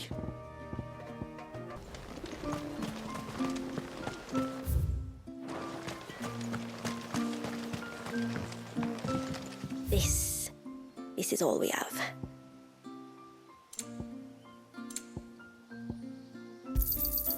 May it serve you well.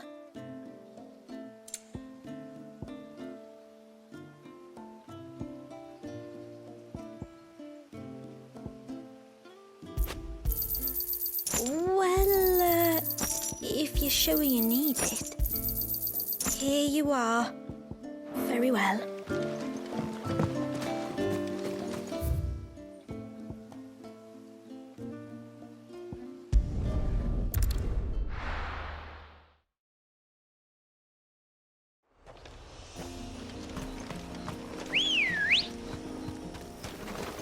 Good girl. Faster!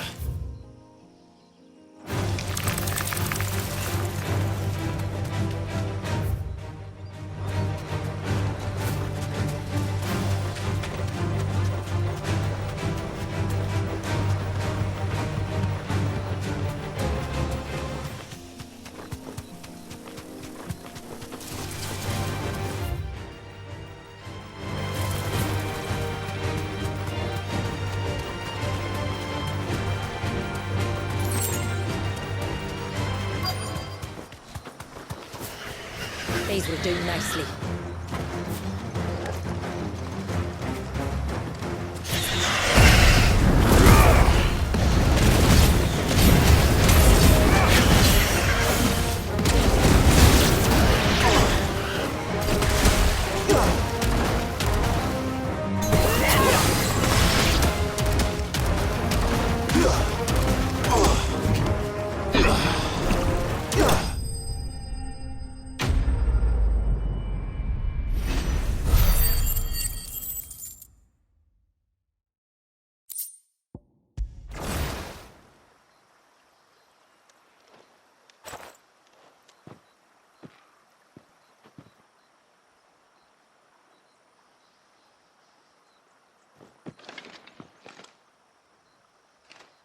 Return to the sea, and to the clouds rise again.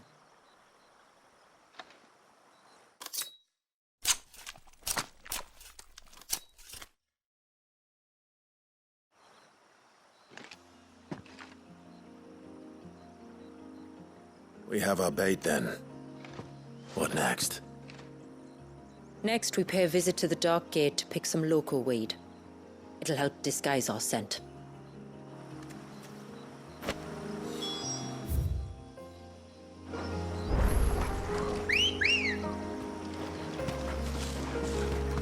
Ready, go? Fly, Ambrosia.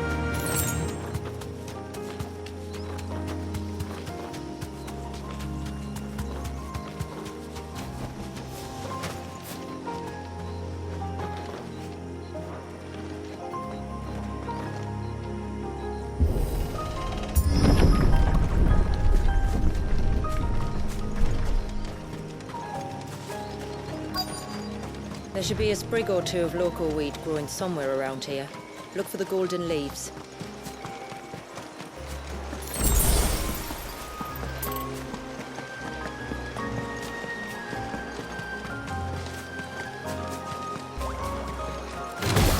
It's over.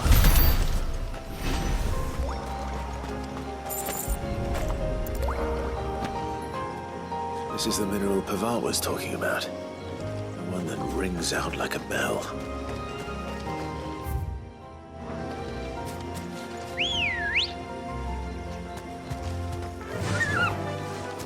Faster!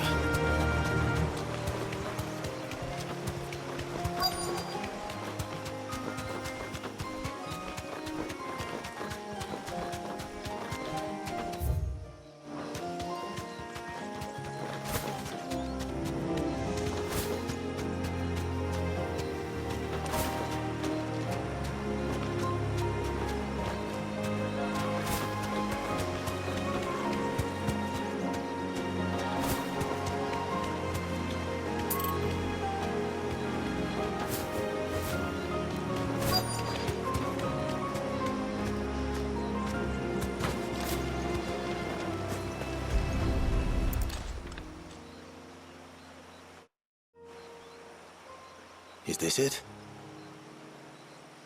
Aye, that's the stuff. Crush the leaves between your fingertips and rub them on your clothes. If you insist.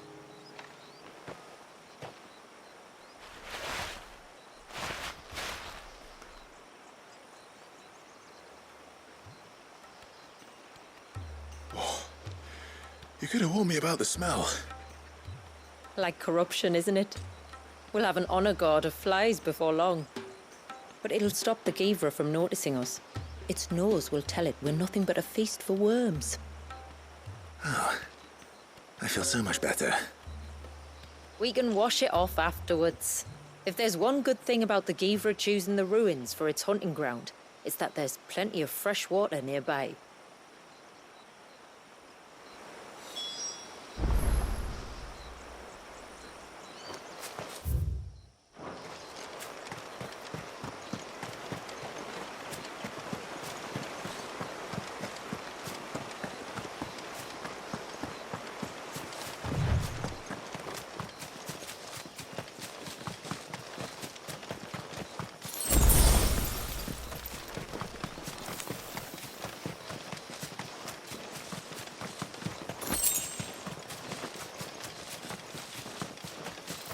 Where should we lay the bait?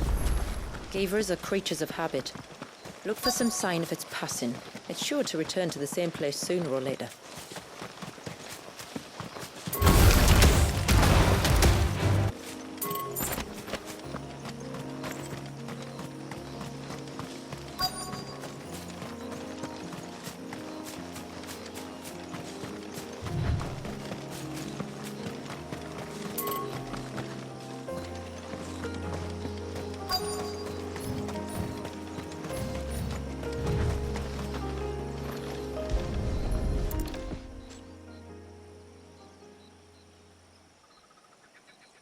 Marking its territory.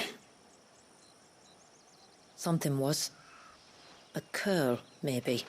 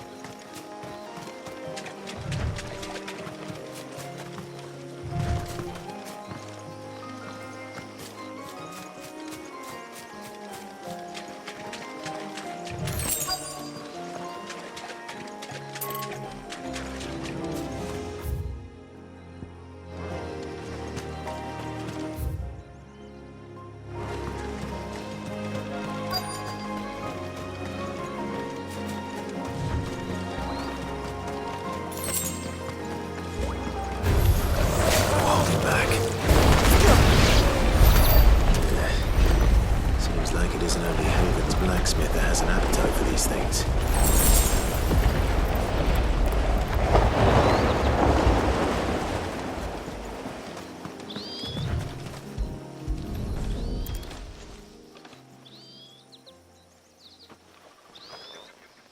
Tracks. But I assume they're too small to belong to a Givra. You're right. They're barely big enough to belong to a Givra's breakfast.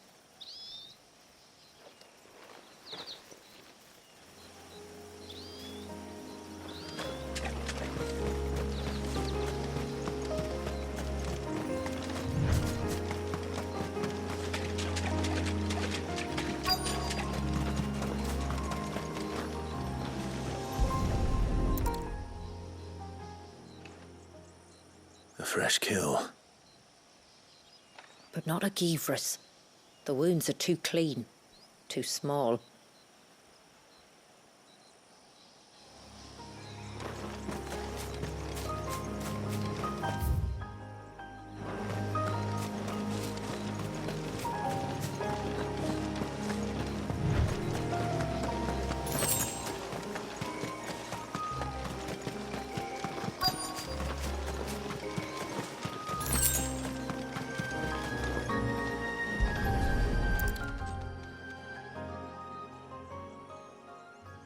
These look like a predator's tracks.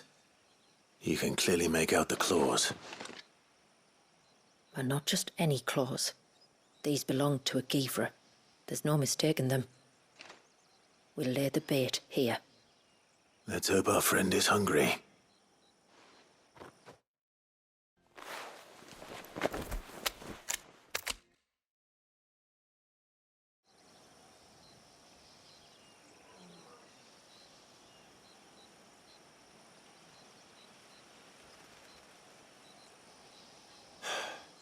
Still no sign.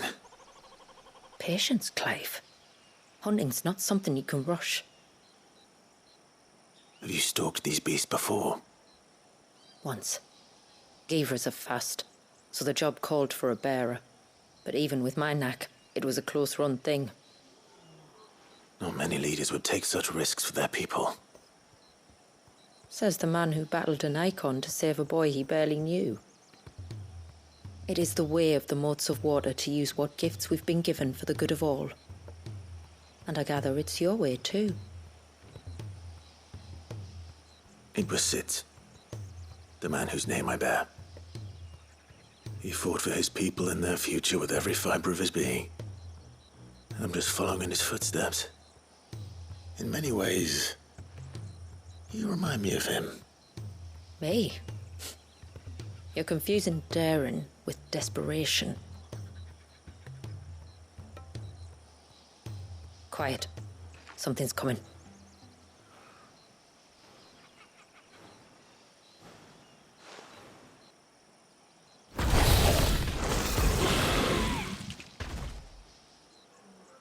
Our guest has finally arrived. Shall we greet him? It'd be rude not to.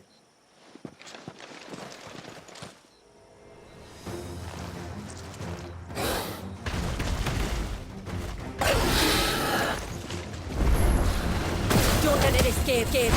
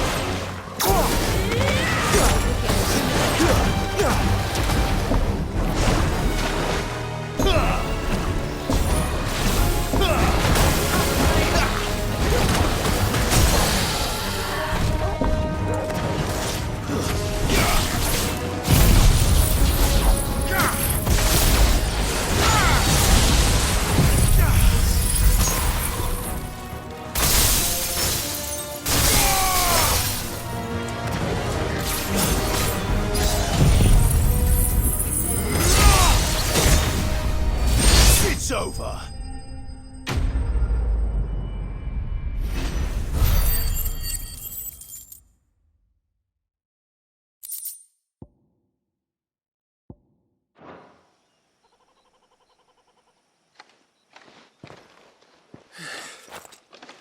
You weren't exaggerating when you said they were dangerous.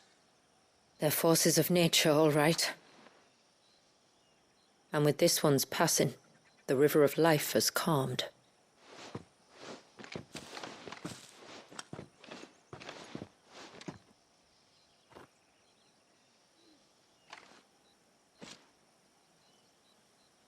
O roaring torrent, son of storms, may your spirit run free in the open ocean.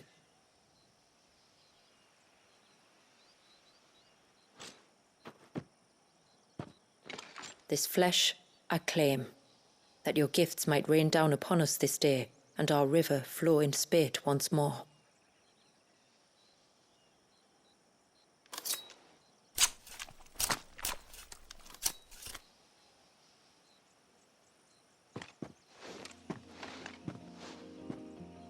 Well then, let's return to the village. We must get this tongue to your miller before it spoils.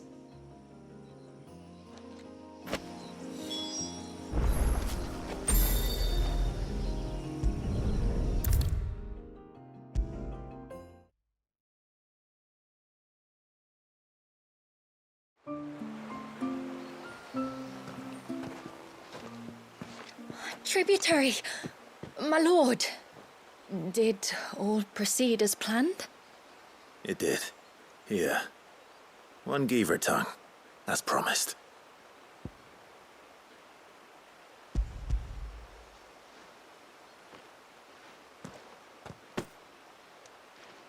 Oh, thank you. I shall add it to the broth at once. By your leave, tributary. If there is anything else that we can do to help, you need only ask. No, no. You've already done more for my family than I can ever repay.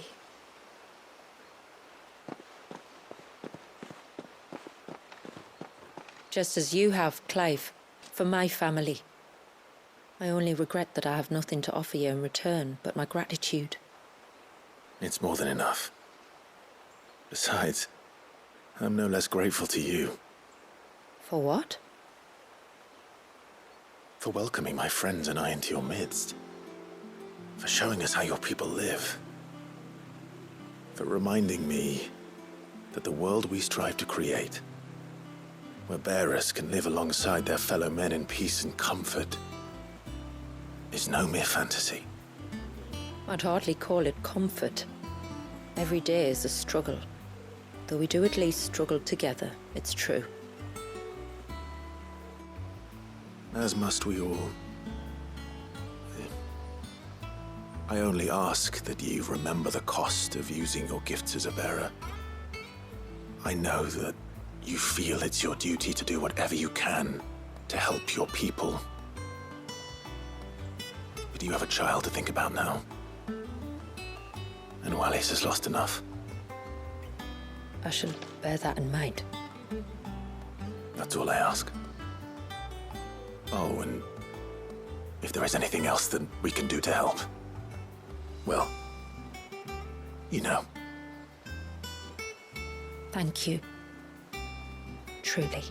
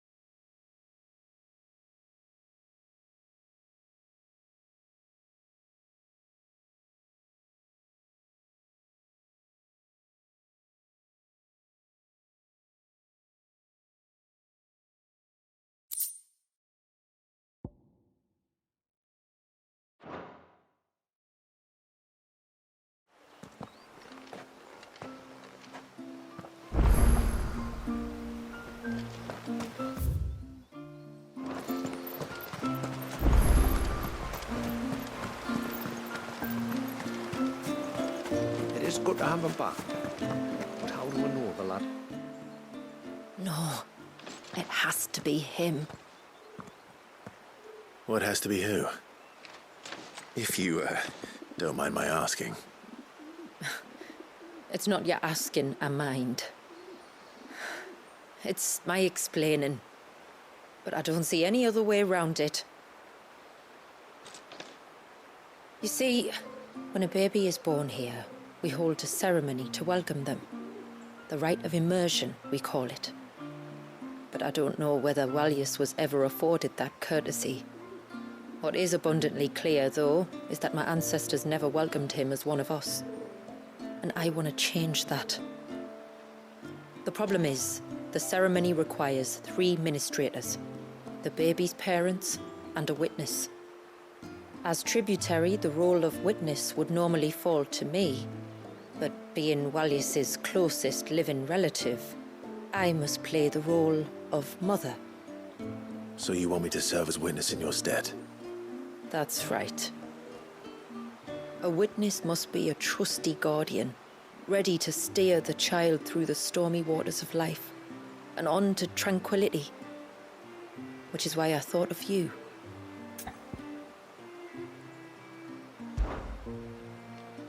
It would be my honor. Thank you, Clive.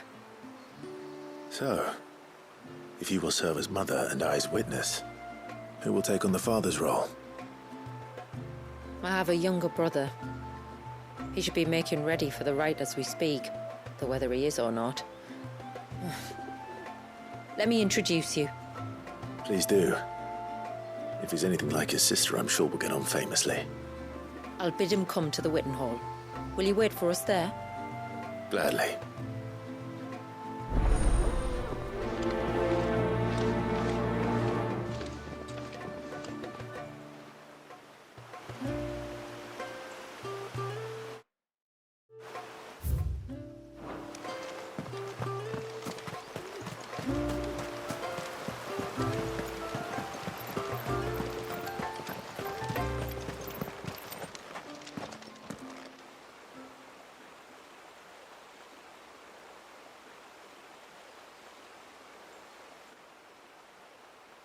Clive, my brother.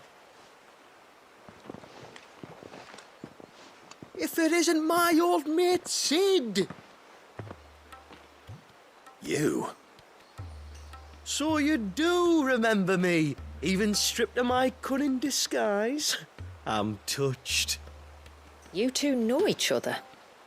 My friends and I crossed paths with your brother on our hunt for the dusk crystals, during which we saved his life. 3 times, was it?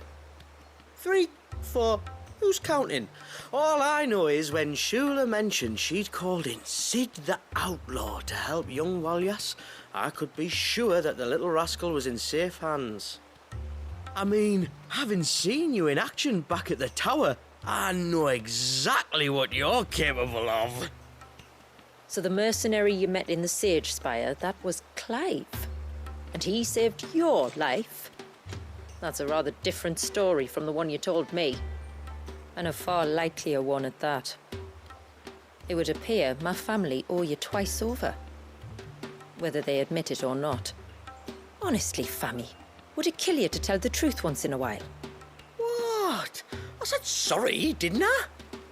How about we save the, recriminations until after the ceremony, eh? Speaking of which, what does this ceremony involve exactly? It's simple, really. We each say a short prayer and anoint the child's head with holy water. Nothing too onerous, then? Not about the rite itself, no. But it does call for some preparation. One of the witness's responsibilities is to collect the holy water, you see. 3 phials for the 3 ministrators, each taken from a particular place. Don't worry, though. It's not as if you have to go alone. I can show you the way. I'd appreciate that. Famiel, you stay here and ready the Witten Hall. Leave it to me. If there's anything Jill and I can do to assist you... We'd be glad to help. Thank you both.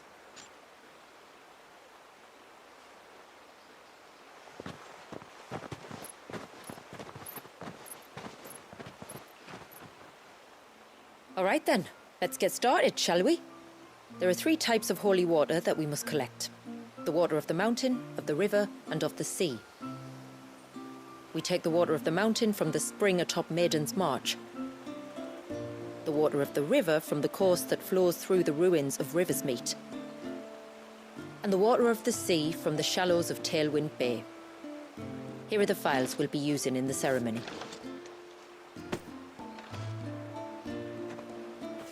I'm ready to leave whenever you are.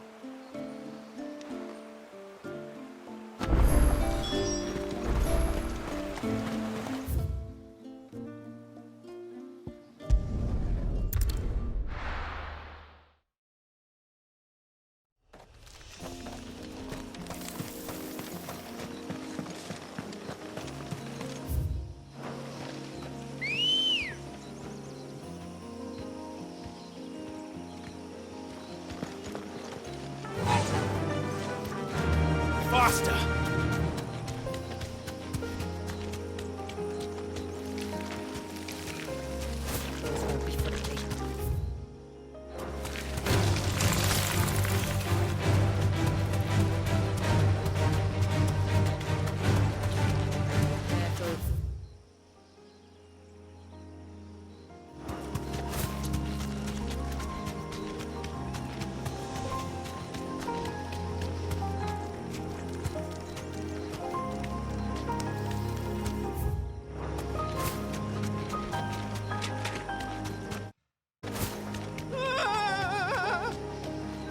Stay back! I'm warning you! Someone's in trouble. Come on.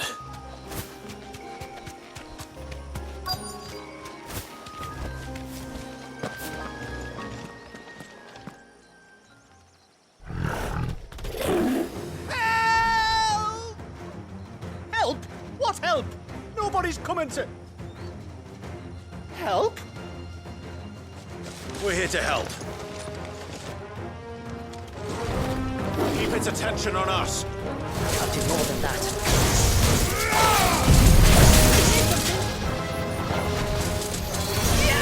Too slow.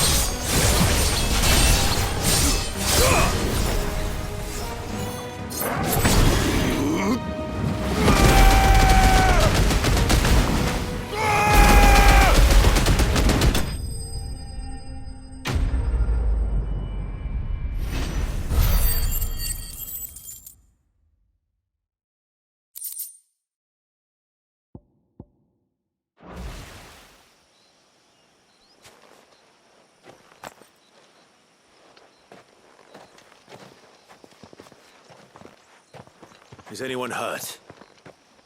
Oh, Sid! Thank all the clouds in the heavens you came. You saved us. Again. Would you two care to explain what you're doing up here? The chief sent us to fetch incense for the ceremony. So the Witten Hall smells nice for the little Ben. You mean to tell me you braved this den of deadly beasts for some tree sap? You don't have to do everything he says, you know. Or if you must, at least have the good sense to ask one of our hunters to accompany you. We're sorry. It's fine. Just go back to the village before you get yourselves into any more trouble. Right you are. Oh, and thanks and that.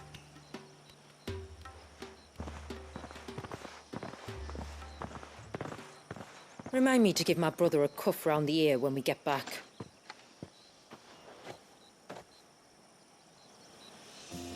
Right then.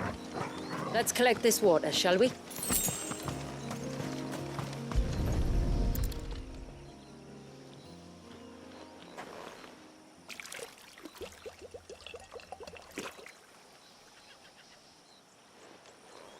The rain that falls on the mountain emerges here, in these springs.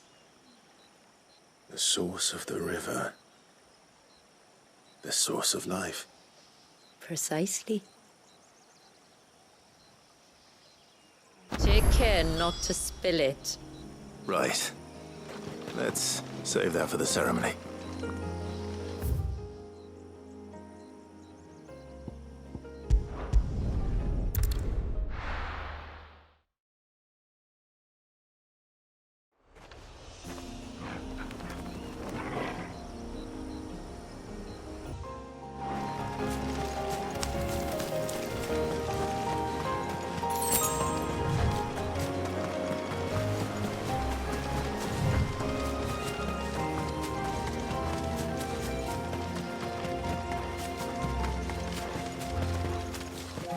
We can collect the water of the river from here.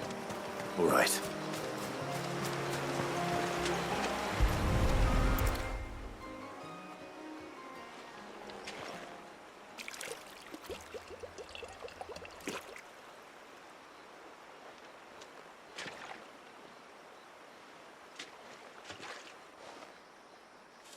The water of the river represents life. It is constantly moving, constantly changing.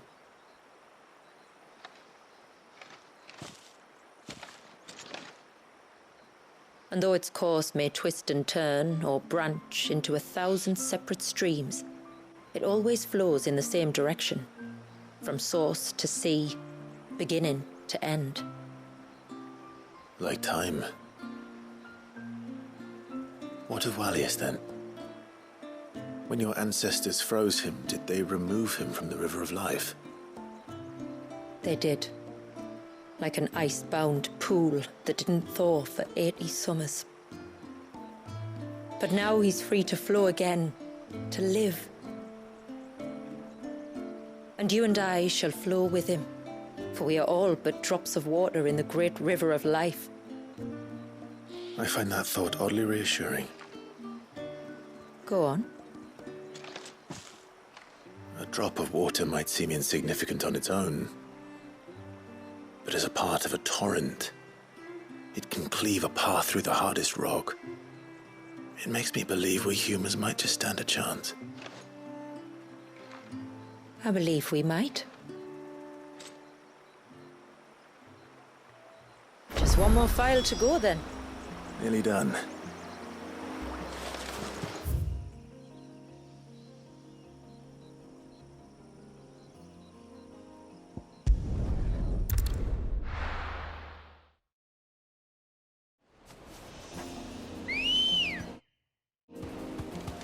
Ready, go? Run like the wind.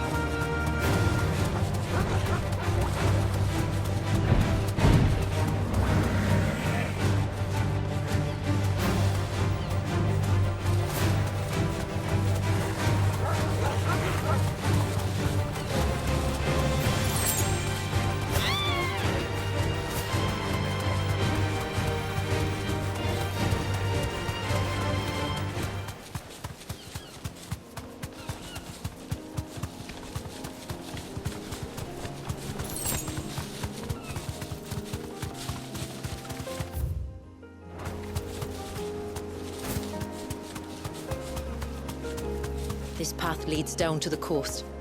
Usually we keep this gate shut tight, but since this is a special occasion...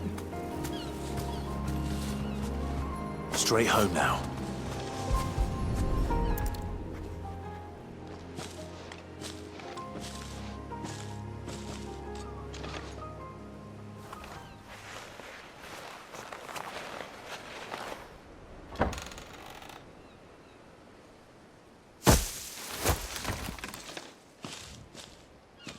Thank the tides the weather held. This place can be treacherous when the waves are high.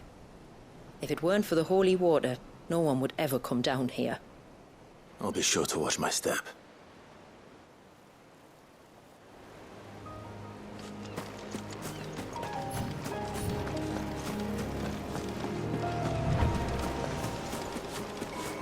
Water flows to the sea, then rises into the clouds. Just like life, the end is not the end, only a new beginning.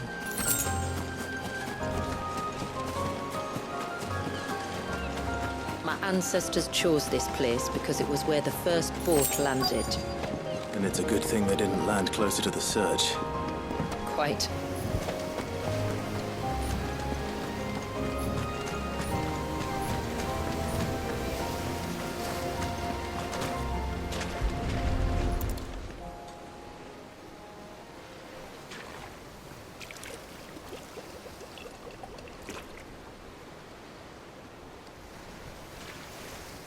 The water of the sea.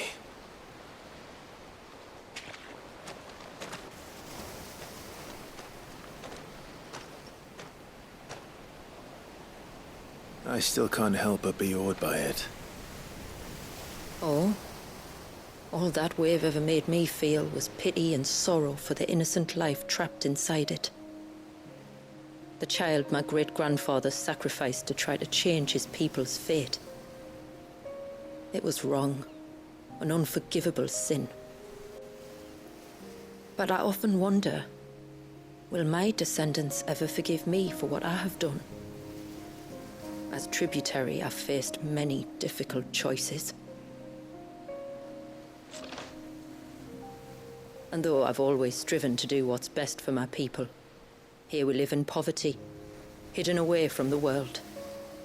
So have my choices denied them a better life, just as my ancestors denied Walyas his? No. You would not forcibly sacrifice one of your people to save the others. You do the best you can for all of them, as do I. We share in their woes, just as we share in their joys. And the most we can do is try to bring them more of the latter. Aye, you're right. And try I shall, to bring all of my people a better tomorrow. Walyas included. Then I wish you luck. If my time with the boy is any indication, he's going to be quite a handful. Then we must start as we mean to go on, and give him the very best welcome we can. Where to next, then? Back to the village, to find out if my brother has made the necessary preparations.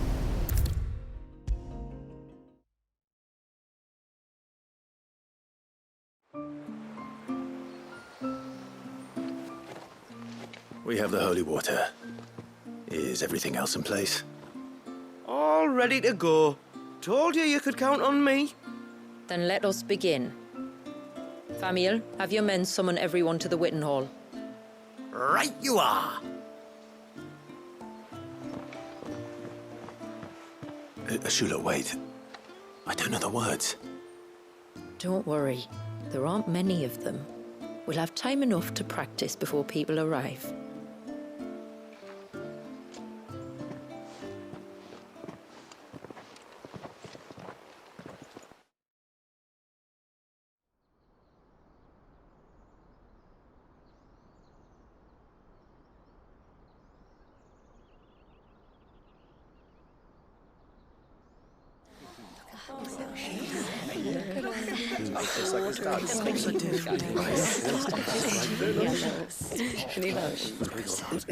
My friends, we are gathered here today to welcome this child into our community by the rite of immersion, as has been our custom since the first reign. As tributary, I would normally perform the rite with the child's parents, but Walius's mother and father returned to the sea long ago. So I and my brother Famiel shall serve as his family, while the one who returned him to us shall bear witness in my stead. Clive, if you would step forward.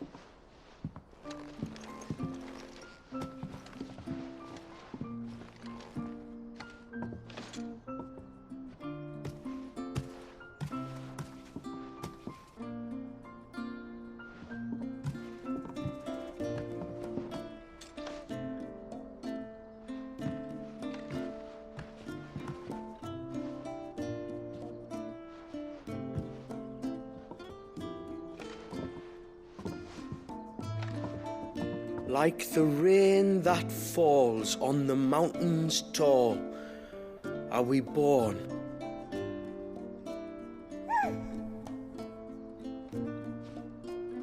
Like the river that flows through the valleys below, do we live.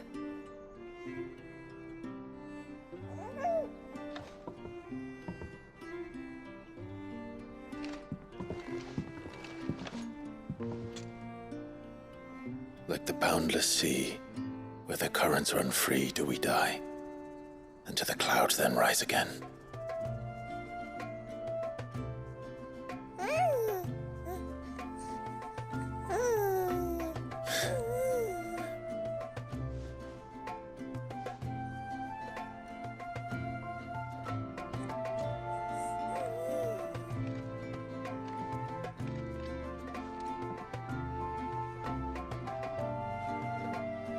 The circle of water is the circle of life, and today from the heavens falls rain anew.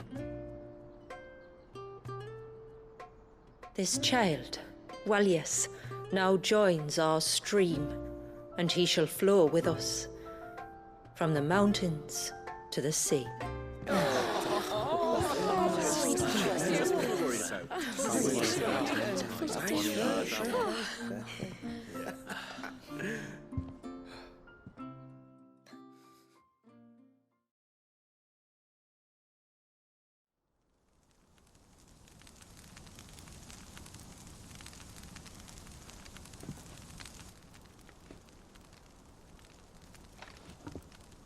You played your part to a T, Clive. Thank you. It means a lot to us. I was honored to be asked. And terrified I'd miss. Now that you're part of the family, young Walius, my lad. Uncle Famiel can teach you the ways of the world. Oh no, he can't. Eh? Don't be so hasty. Your brother's knack for self-preservation might serve him well. Ha! You are never going to let me live that down, are you?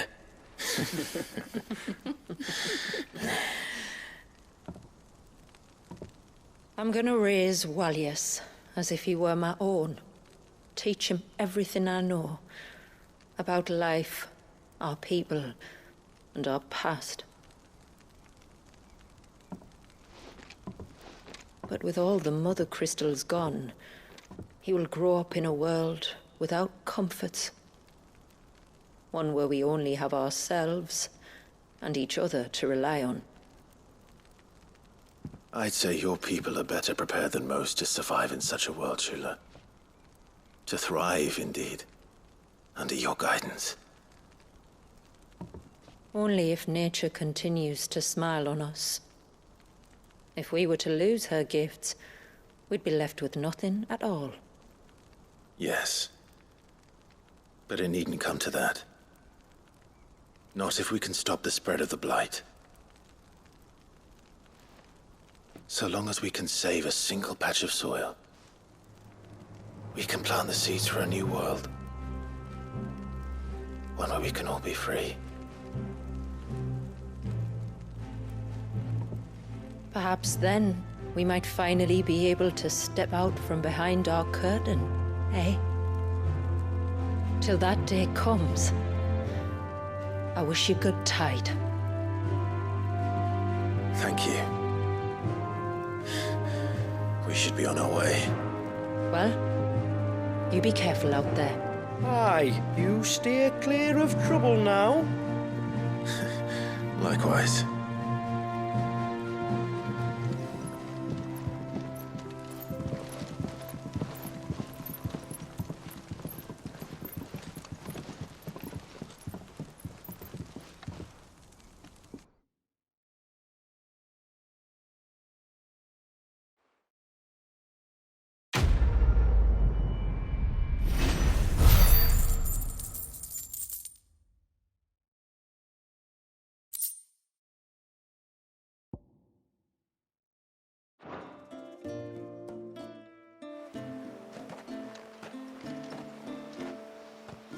To think, we must be the first outsiders to have witnessed that rite in over a century.